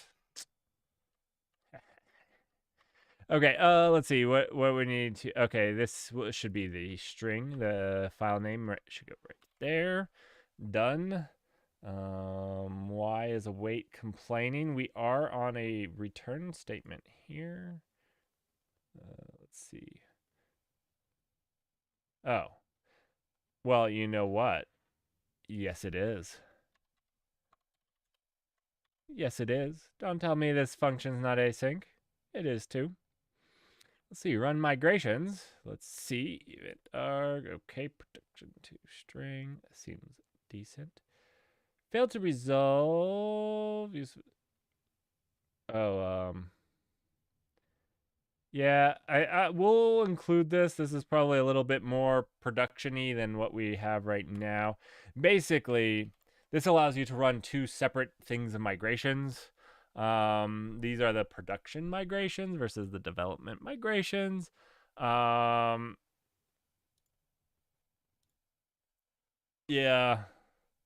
like I said, this is nicer. I like this function. So what this is doing, and I wrote this for assembly line. The other project we write, this one we write more on Saturdays. Although I did do some on this because I got stumped doing hmac on this, and so I wanted to do something a little bit more fun. I didn't actually get stumped doing hmac. hmac is a simple encryption algorithm. I got stumped writing middleware for Actix Web. Would love to have a talk with them because boy was that rough. Anyhow, let's see. So this is a pretty nice way of running an SQLite database with SQLX. I don't know if it's like the most idiomatic way to do it, but basically it opens the database file that you give it. If it doesn't exist, so it's a new install of this, it's going to create it, which makes it easy.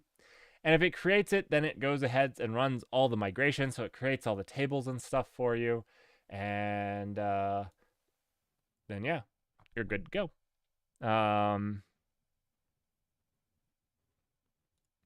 And I love this about Rust. This is one of my favorite things. You just let migrations equal one or the other. Oh, it's beautiful.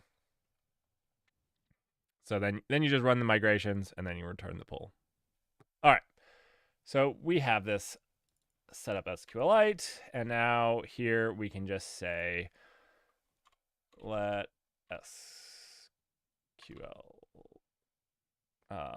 let's say con equal, and I guess we need to add the DB to the ops, so let's do that. Let's give it a good default. Let's give it a good default.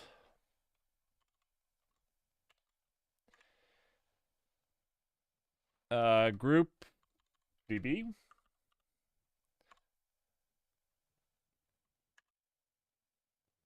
Done. How with clap do I do default again? Default value if. Uh, I just want default value. I think it's just default value. Let's try this. Default value is going to be alerts.db. Boom. Actually, yeah, because I don't want to actually type it in each time. I think it's SQL colon light colon. What did I press?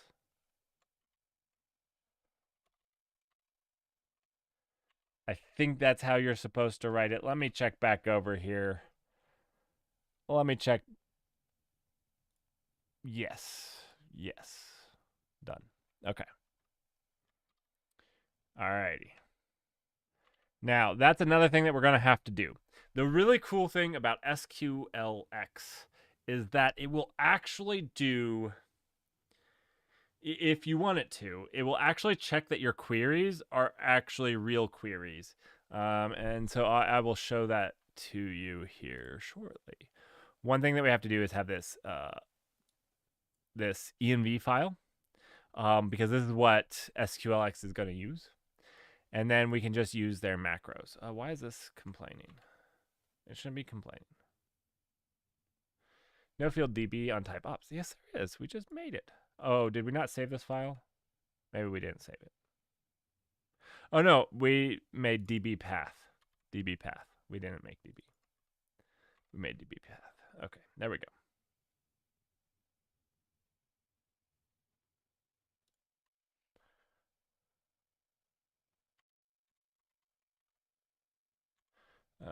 Dot.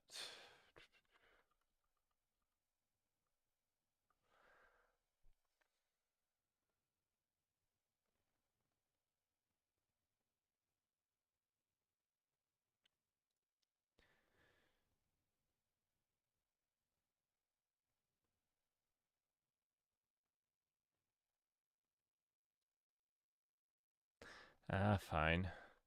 We'll just do it. I hate this, but we'll do it. Let's all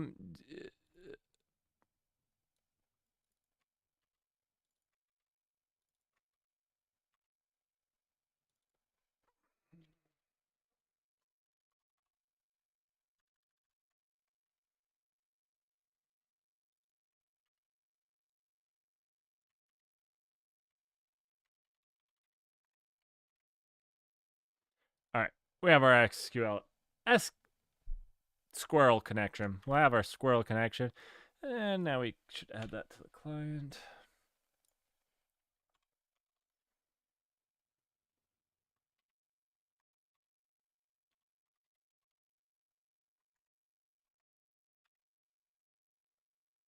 Jump back in here. Add this to our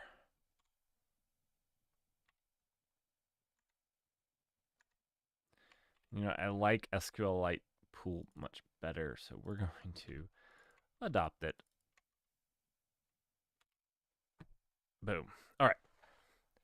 Q. All right. Now we can use it. If you look over here on this has a good example of how to use it. Basically, you do this.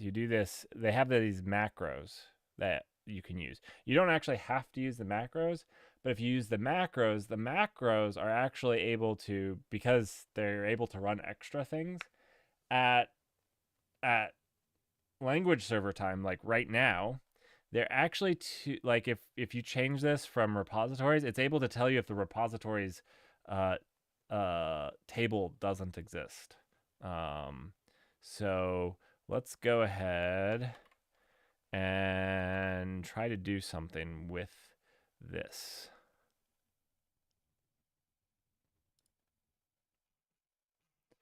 We're just going to try to write. Let's see. So let's go here. Process new follower, and in new follower, we're going to take this and we're going to save this. So let's think about this query. We need to look at an insert. I don't know it off the top of my head. I've just gotten familiar with SQLX myself, so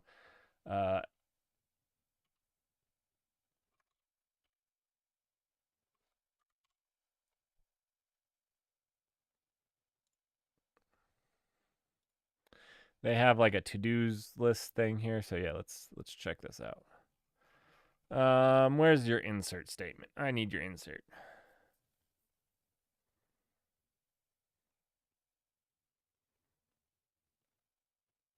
Okay. Here's your insert. This is what we need. This is what we're wanting. All right, insert into to-dos. Now, we're not wanting to do that. I forget the name of the table already.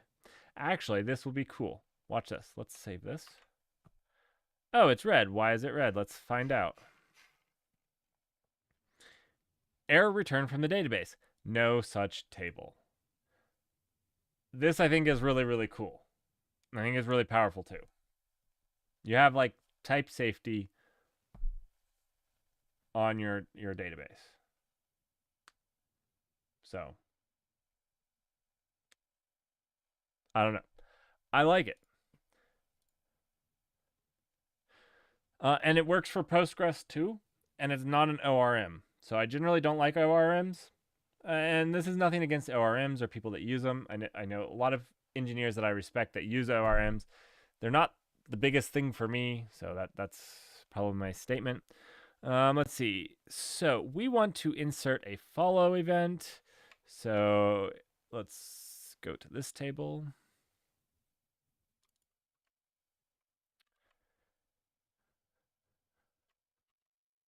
All right, let's see.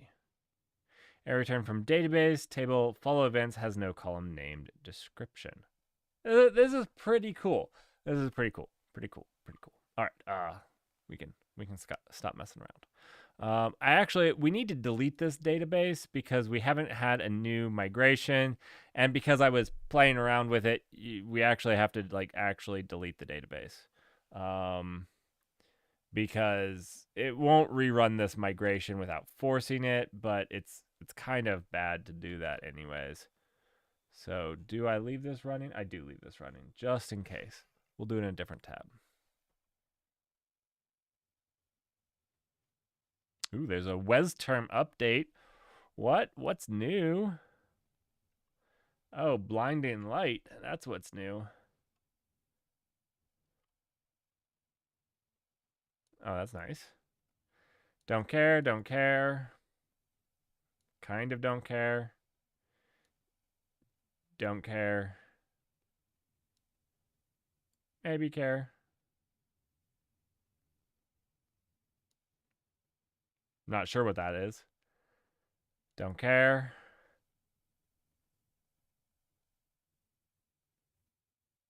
Hmm.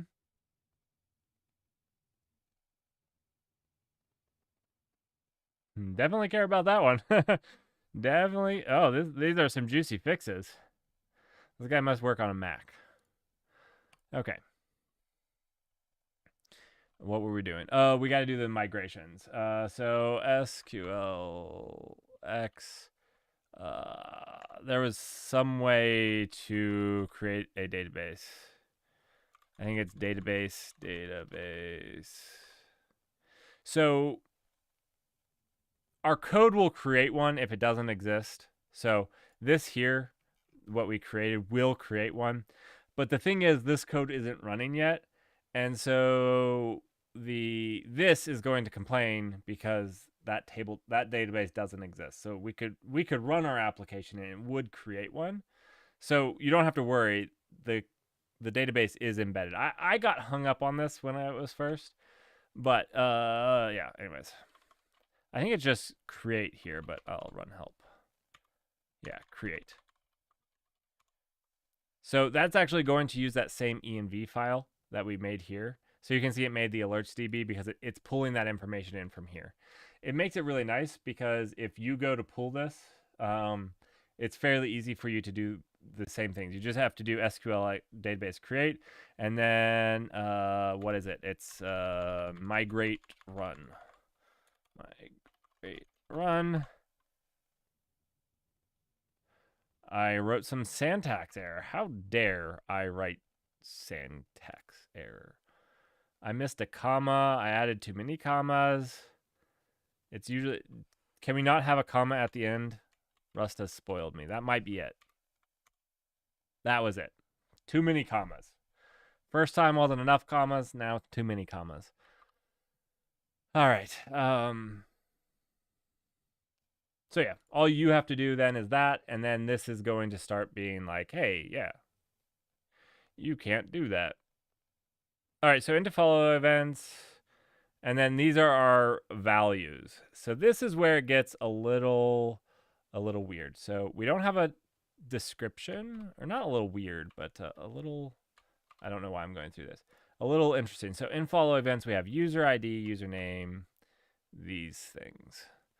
So let's just pull this over here. We're gonna pull this over. Ooh, that's not a whole lot of room. We'll close that for right now. Give ourselves a little bit more room. All right.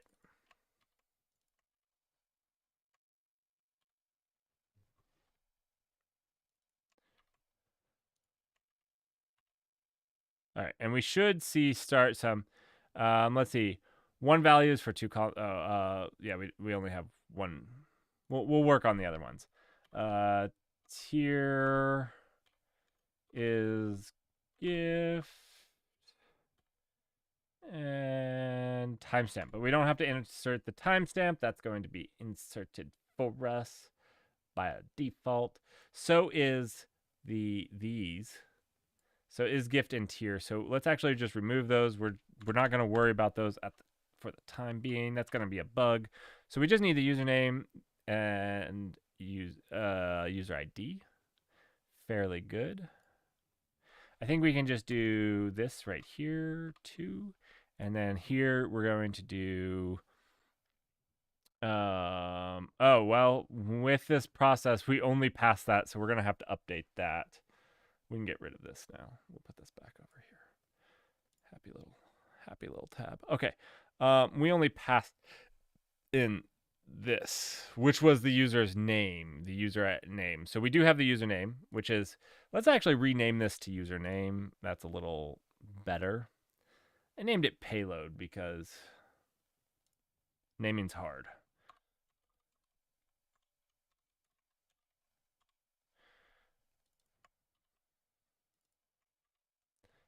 But we also need the user ID now. So let's get that.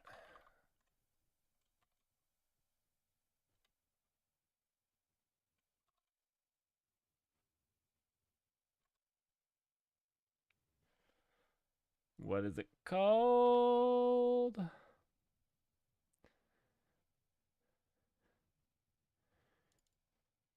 User ID.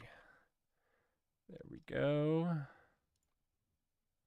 Actually, we can just do this. Done. User ID, and we'll pass this in here. User ID. Then we'll update this to take a user ID. Wait, what was user ID? User ID is a number, right? That's not what I meant.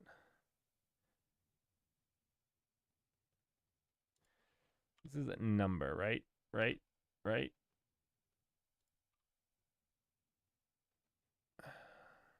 I hate this type. I know why it's done, but yeah, user ID.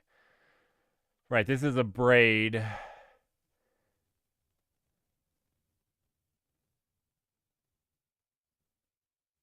Which I believe, I don't know. I don't know that this is my favorite. We're just going to pass it as a string. It's going to break my table. We're going to try to not pass it as a string. Dot. These are all passing, returning as strings.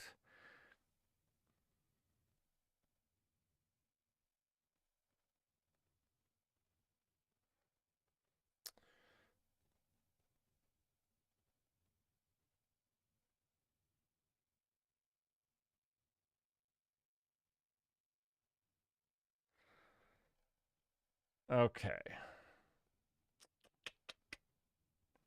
Not what I wanted to, but we'll just do into. And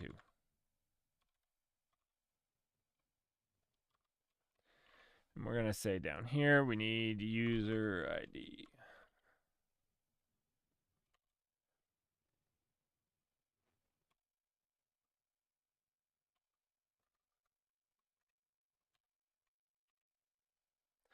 Yeah, that's going to fail.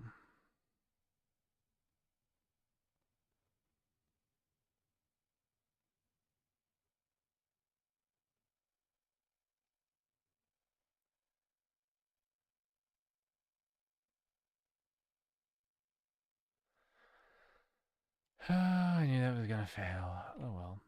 Now what we can do is we can put this here.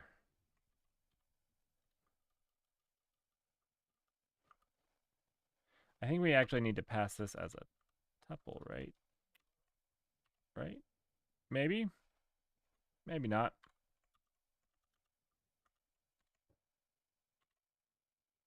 Nope. No tupling. Just the good old arguments. Oh, this is beautiful. We know that this will work because it's actually testing it. I like that. It is statically typed.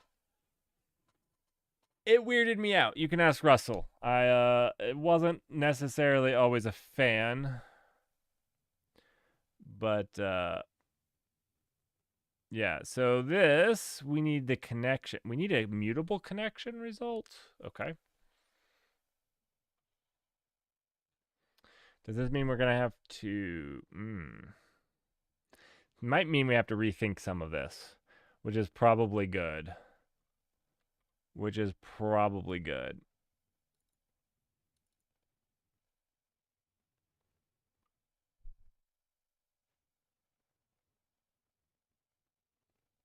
Oh, okay. Cool. Maybe we don't. We still probably need to rethink it, but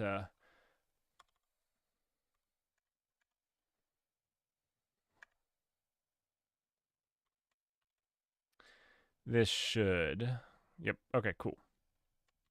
Awesome.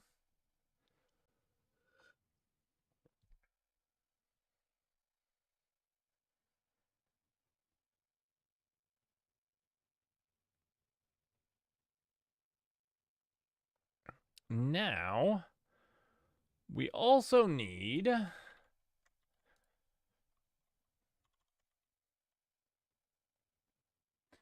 to do. One second. I messed up.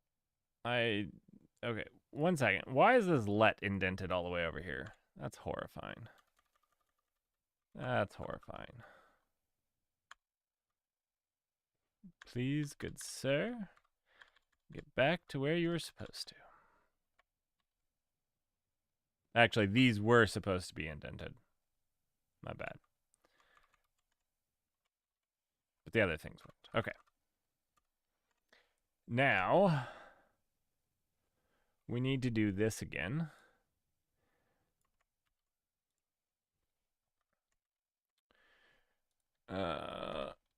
Perfect.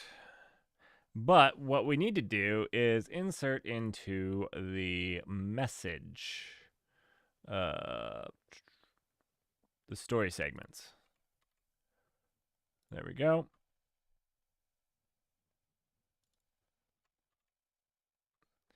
But for this one, watch this. Save, and it's red because it doesn't have user ID or username. It knows what it's doing.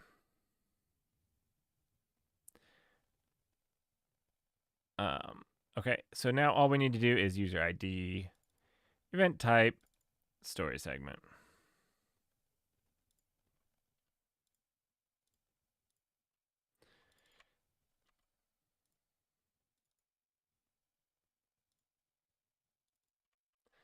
Event type.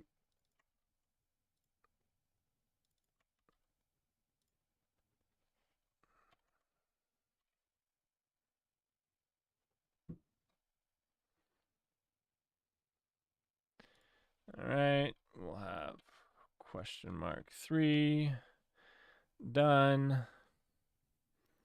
And now for story segment, we will have our response here.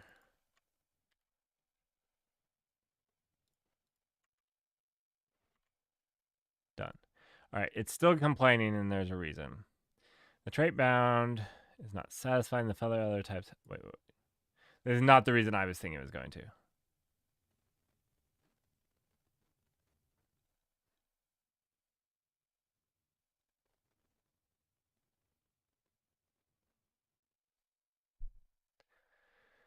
Actual error occurred here. Wait. Okay. Let's see.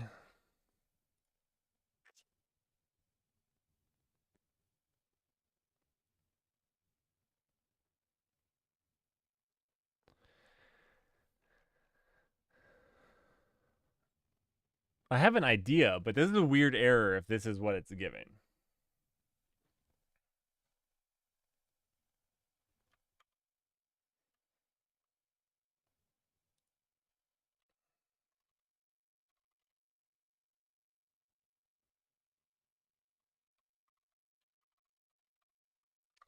I forget the SQLite syntax for it, but I just want the auto increment.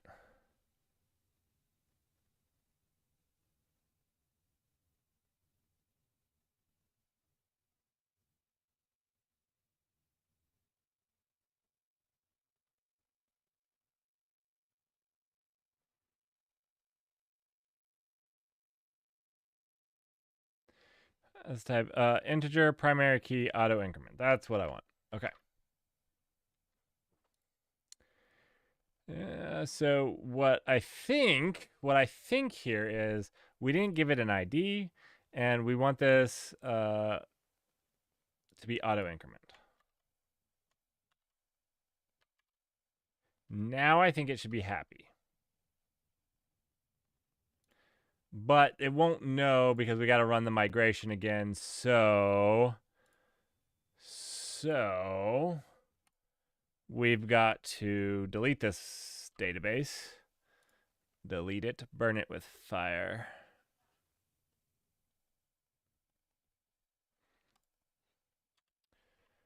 Delete. Create database. Migrate run. Let's check it out. Is it happy now? No, it's not happy. Okay, so I thought that was going to be. The migration ran, so this is solid. Story segments. The ID is now auto increment.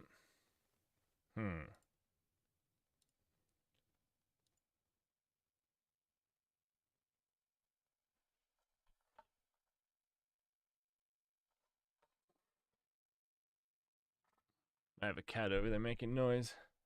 Always scares me when they're making noise. Okay. So I thought that was the problem. I was wrong. I have the user ID, username. Oh wait, this is event type. 1 second. Oh. We're just wait. Maybe I just messed up more than I thought I did. User ID, event type, and story segment. User ID, event type, which this is going to be event type of what is it going to be? What is this event? This is a follower. We're just going to make this a dot.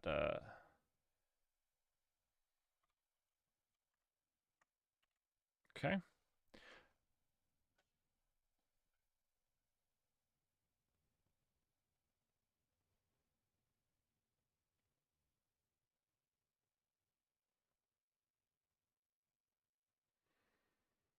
Okay. Well, those were my ideas. Let's try to understand this. Is not okay. 1 second. Completion response in code is not satisfied by the following.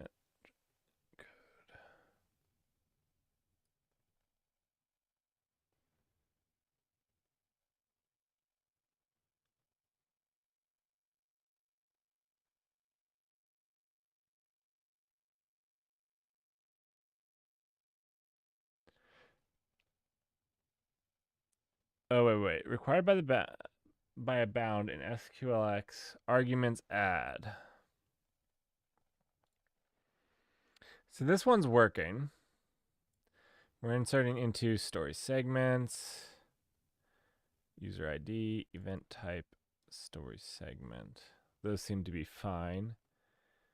Our values look to be set up correctly.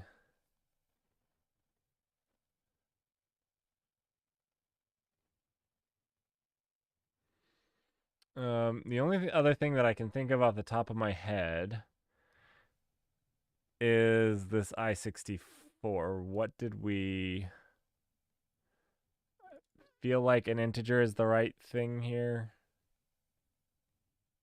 One second.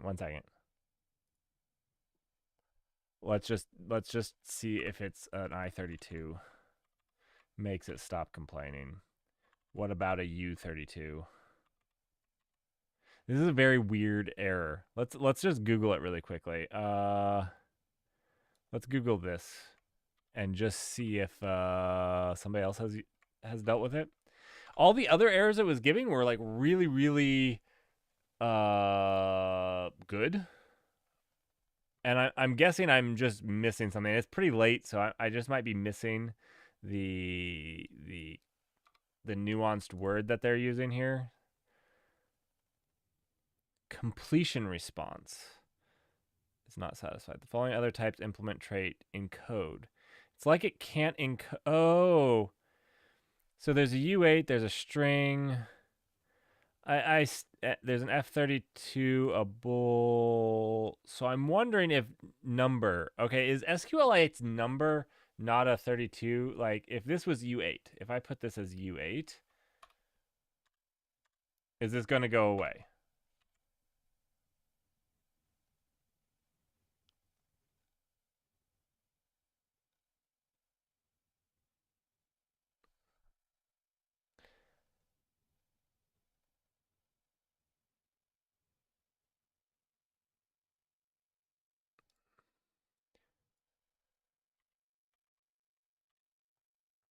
Okay, what is SQLite's number?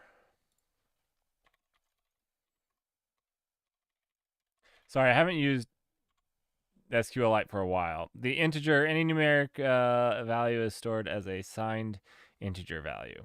So it's a signed integer, not unsigned. Code both positive and negative integer values. The integer values in SQL are stored either on 8 bytes of storage.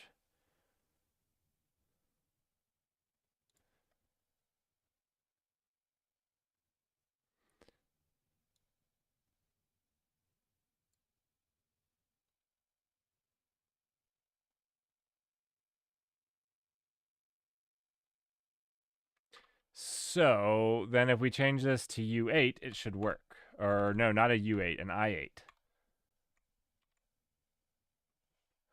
I thought that would work. I'm guessing that was what they're saying because maybe it's asking for a U8, but that's not what the documentation said. The documentation said as a signed, not an unsigned.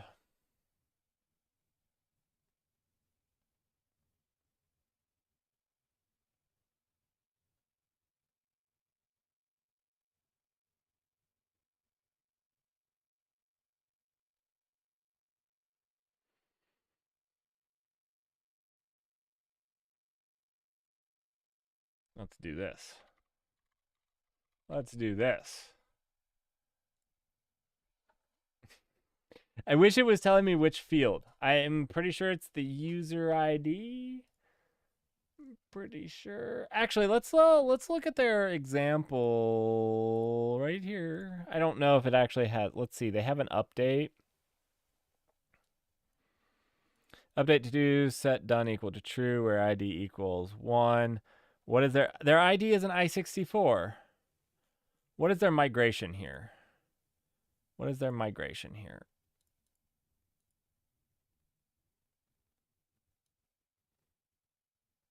So it's an integer. It holds an I64. Okay, so I could use an I64. So I'm going to go back to using an I64. Like I had planned on. That only makes sense, especially if they use it as their auto incrementing. The only thing else that I can think of is that it's upset that we're not setting the primary. We're not setting the ID, but it should be auto increments, so we shouldn't need to.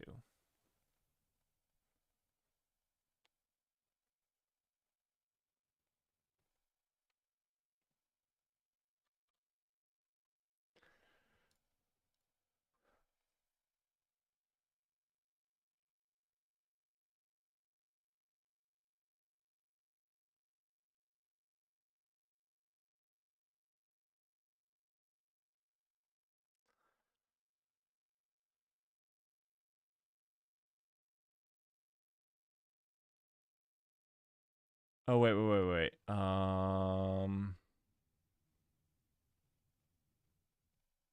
It's this. I'm an idiot. It's this. It's this response.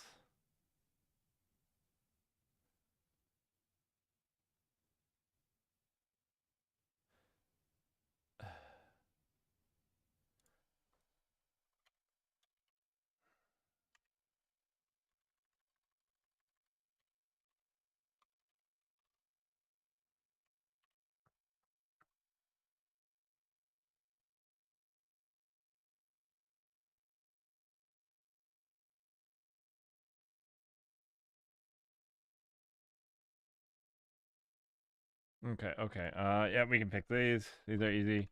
Let type, not type. Yeah, we gotta. We'll do event type is yeah, followed to owned. And then we'll slap this in here, and then we'll do the same here. Let personal story equal that. Done. And then we'll throw this in here. Done. Man, all of that work if I had just thought about it. It was 100% this because it wasn't actually a string type. Okay. Well then. Wait, we still have an error. Oh, we have an error up here because the user ID is not an ID. The user ID, which is an integer, is not an integer. Now this is where I need to understand braid just a little bit better. It's this right here, which comes from manual braid, which I don't fully understand. Let's jump. Oh, gross. Let's see if we can't glean what we need. I can do a conversion on it. I just don't feel like I should have to. Improving strength of your strings. Strongly typed APIs reduce errors in Fusion over passing around untyped strings. Braid helps that endeavor by making it painless to create wrappers around your string values, ensuring that you use them in the right way every time. But I want... Okay, braid... He's right. Once created, braid can be passed around as strongly typed immutable strings.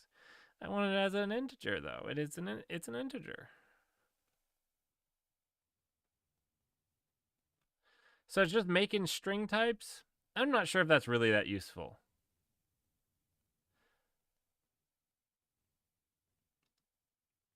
Okay. So we'll have to just convert it. That's what we'll have to do. It's okay.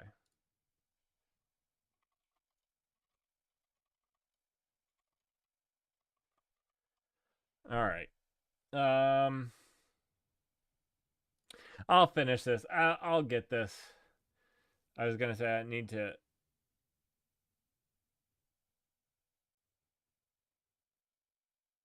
I'm gonna be done soon. I'm waning. I waxed and then I waned. But we're gonna get it done. We're gonna get it done. So here we will just convert it up here. Okay, we'll just convert it here. Gross. Actually, we can just pass it in to process new follower as a string. and we'll convert it here. That will keep this happy. This is probably better to do into here anyways. Probably. Not entirely. It's a little bit more straightforward. So then we've got to do the conversion here. Wait, this is okay with that? I just made your user ID a string.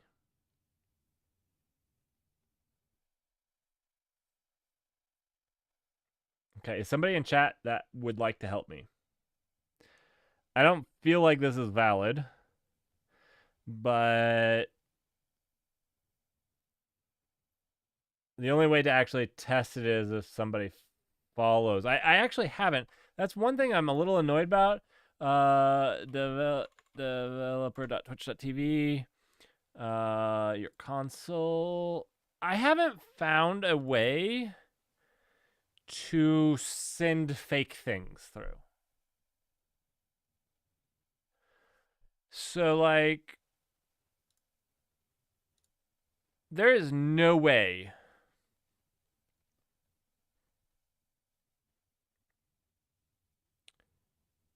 Like, this is it.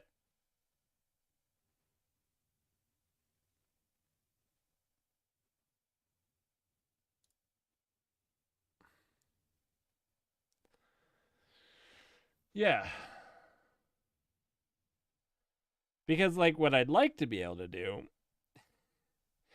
is instead of being forced to ask somebody to unfollow and then refollow, actually, don't I just make that payload? We can fake this out. Now, we are actually using the WebSocket, which is actually harder to fake out because if we were using the webhook, it's actually really easy to fake out. We just don't validate. If we turn off the hmac validation, super simple. It just spoofs it. Actually, even with the hmac, we can spoof it since we own both sides. So it doesn't even matter if that's on. Super easy. But with WebSockets, not so simple. I think Postman can do it. I'll have to look into that.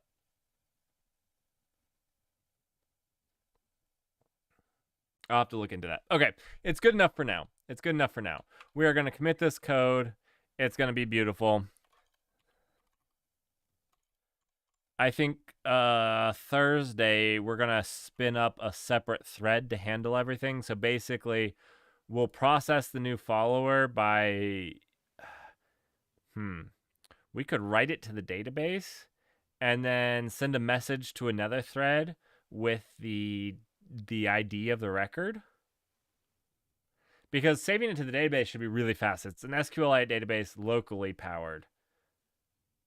And then we can return OK, and the other thread can take it. I think I like that idea. I'll think about it. You think about it a little bit, and Thursday we'll do that. Yeah. The other thing that we need to do that we talked about here, let's see back here, is the UI, the thing that's going to drive the OBS power here that makes it where it will pop up, maybe play a sound and whatnot, needs to come directly from here. So we're going to have to like statically embed some stuff. That doesn't sound fun. It's either that or we pipe everything through the Null Clouds UI, which is in Next.js. And we could even do something like make a WebSocket connection back to this.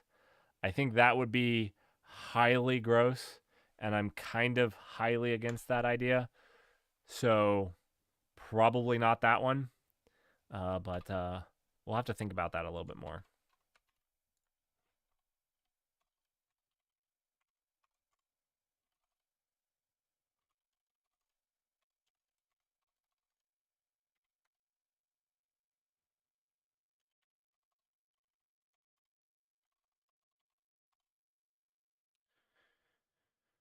All right. Well, it's a good night. We got stuff done. We got alerts going. As long as ChatGPT isn't too long and we don't crash and burn. we write some epic messages. I think at one point we'll have to write something that that's going to go through all the followers and make epic stories for them. Um,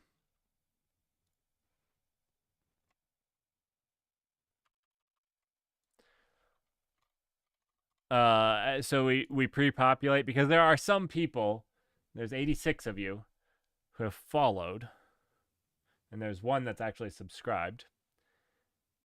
That should have some recognition. You're here first, so you'll have to get like a special prompt that only people that subscribed before this thing goes live gets. And yeah, we need to get this. Another thing that I need to start working on is the UI aspect of it. That is sitting in this project here. Let's see. Yeah, I was learning Tailwind. Yeah, save that. I was learning Tailwind, so we do have this. I can show it to you.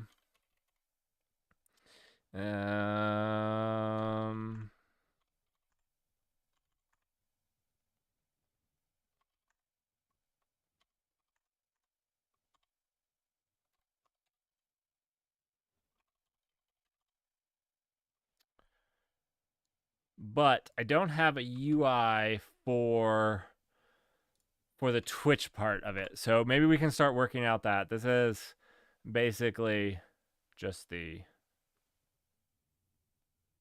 framework, the basics.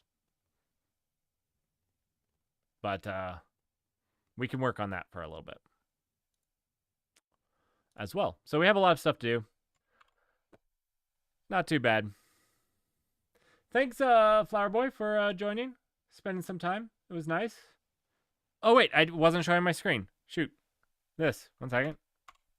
There we go. Start it up again. It was right here. Let's go back. Let's go back. This is what it is, but like I need now. I'm thinking about this little sidebar that I was doing here. Let's get my face out of there. This little sidebar here was kind of going to have like information of whether I was live on Twitch or not, and it might also have, maybe I'll have a link, maybe like up here for like supporters, and that's where you'll be able to click it. We'll have to find some place on the UI to put that type of information. I don't know where that's going to go at this point, but we'll have to find some place where we can click, and then we should go to another screen where you could search for your name and stuff. So yeah, cool beans. What is this? What do you mean, what is this?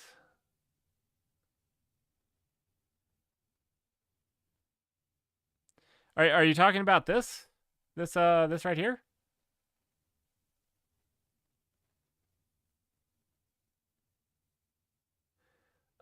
This is the null cloud. So I do a lot of stuff with databases and cloud technology. And so if you've ever followed my YouTube channel, I don't know if you've seen my YouTube channel. You don't need to if you don't want to, but this is going to help you understand what that is. I'm going to bring up my YouTube channel really quickly.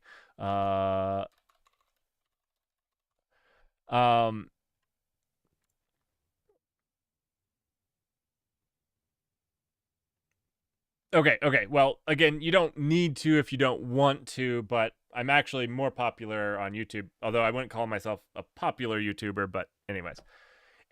This is my YouTube channel. Just I cover different things, but some of the things that I do is like building a database from scratch. So that is something you can do. We go over the different things and how databases have to deal with stuff. I have another one coming up on building a system like Kubernetes from scratch. But one of the other things that we are doing is building a cloud from scratch. So this actually works more than what you can do right here. Like you can't click that button right now. But if you actually were connected to my home network, there's actually a lot more that's going behind this. But basically from scratch, we're building a cloud. It's not really for profit or anything. It's just for the education of it. We're going through and building each of the blocks to understand the problems that have to be solved in one of those. Because one of my problems with tech YouTubes is that they they don't actually they don't actually show you the hard problems. They're like, "Hey, let's create Instagram in in in 10 minutes," or let's create I created Instagram in 2 hours, and it's a lot of UI stuff, and those UI people are fantastic, but it doesn't actually go into the in depth of how difficult some of those things and what are some of the problems that you have to solve when doing that. And so that's what this whole thing is. I stream some of it too, so you know, that's another thing that you'll find on stream when I'm not doing this. I really need Twitch alerts, so I'm absolutely going all out on these these Twitch alerts because I need Twitch alerts since I'm streaming it now. I wasn't streaming all of this, but I came to the realization that I was doing all this work anyways, and so I might as well stream it. Like I might as well get out there and just stream it and do some of that because it's all out there.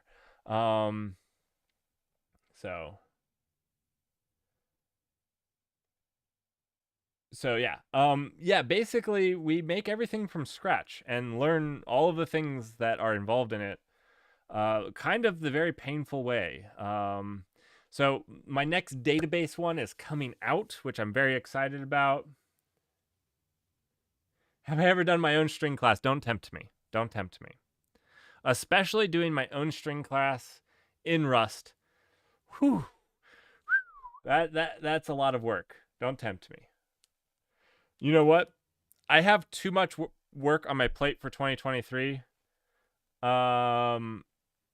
But remind me in 2024, 2025, maybe.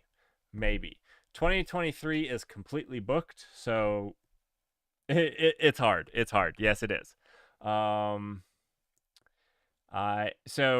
didn't go to college for software engineering, but so I don't have some of those more esoteric like college tasks that people are like, oh yeah, I had to make a parser that parsed these like random esoteric I've never done those things.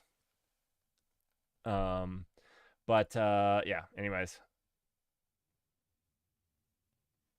Yep. 2023 is pretty booked between my database, my Kubernetes class, and my Rust class, and my cloud. I pretty much don't have any time for anything else. Next next database class is or part 4 is coming out. It's actually a pretty fun one. We actually at the very beginning of the stream did a little bit for it. We did some stuff on file access. So we're going to talk about some of the things that are oh, you actually made a parser for a compiler last semester. That was the type of thing that I was telling you that I never did because I didn't go to college. So, I'm kind of upset that I didn't get all of those things, but at the same time, it's never really hurt me in my career not to have made a parser for a compiler. So, but actually, my Discord, which you can find links to, has actually recommended that that's something I do in 2024 or 2025 when I get more time, when some of these other ones are wrapped up. That's what I'm going to do. We're going to create our own null language because, again, it allows me to make in-depth videos. I learn it, I do it, and we can all learn it together. Instead of like these more high levels. Mine are much more in-depth, I guess. Anyways, I need to get going. It's late. Thanks for joining. Thanks for unfollowing and following. I'll probably have you do it some more next time that you join. Yeah. Have a great night.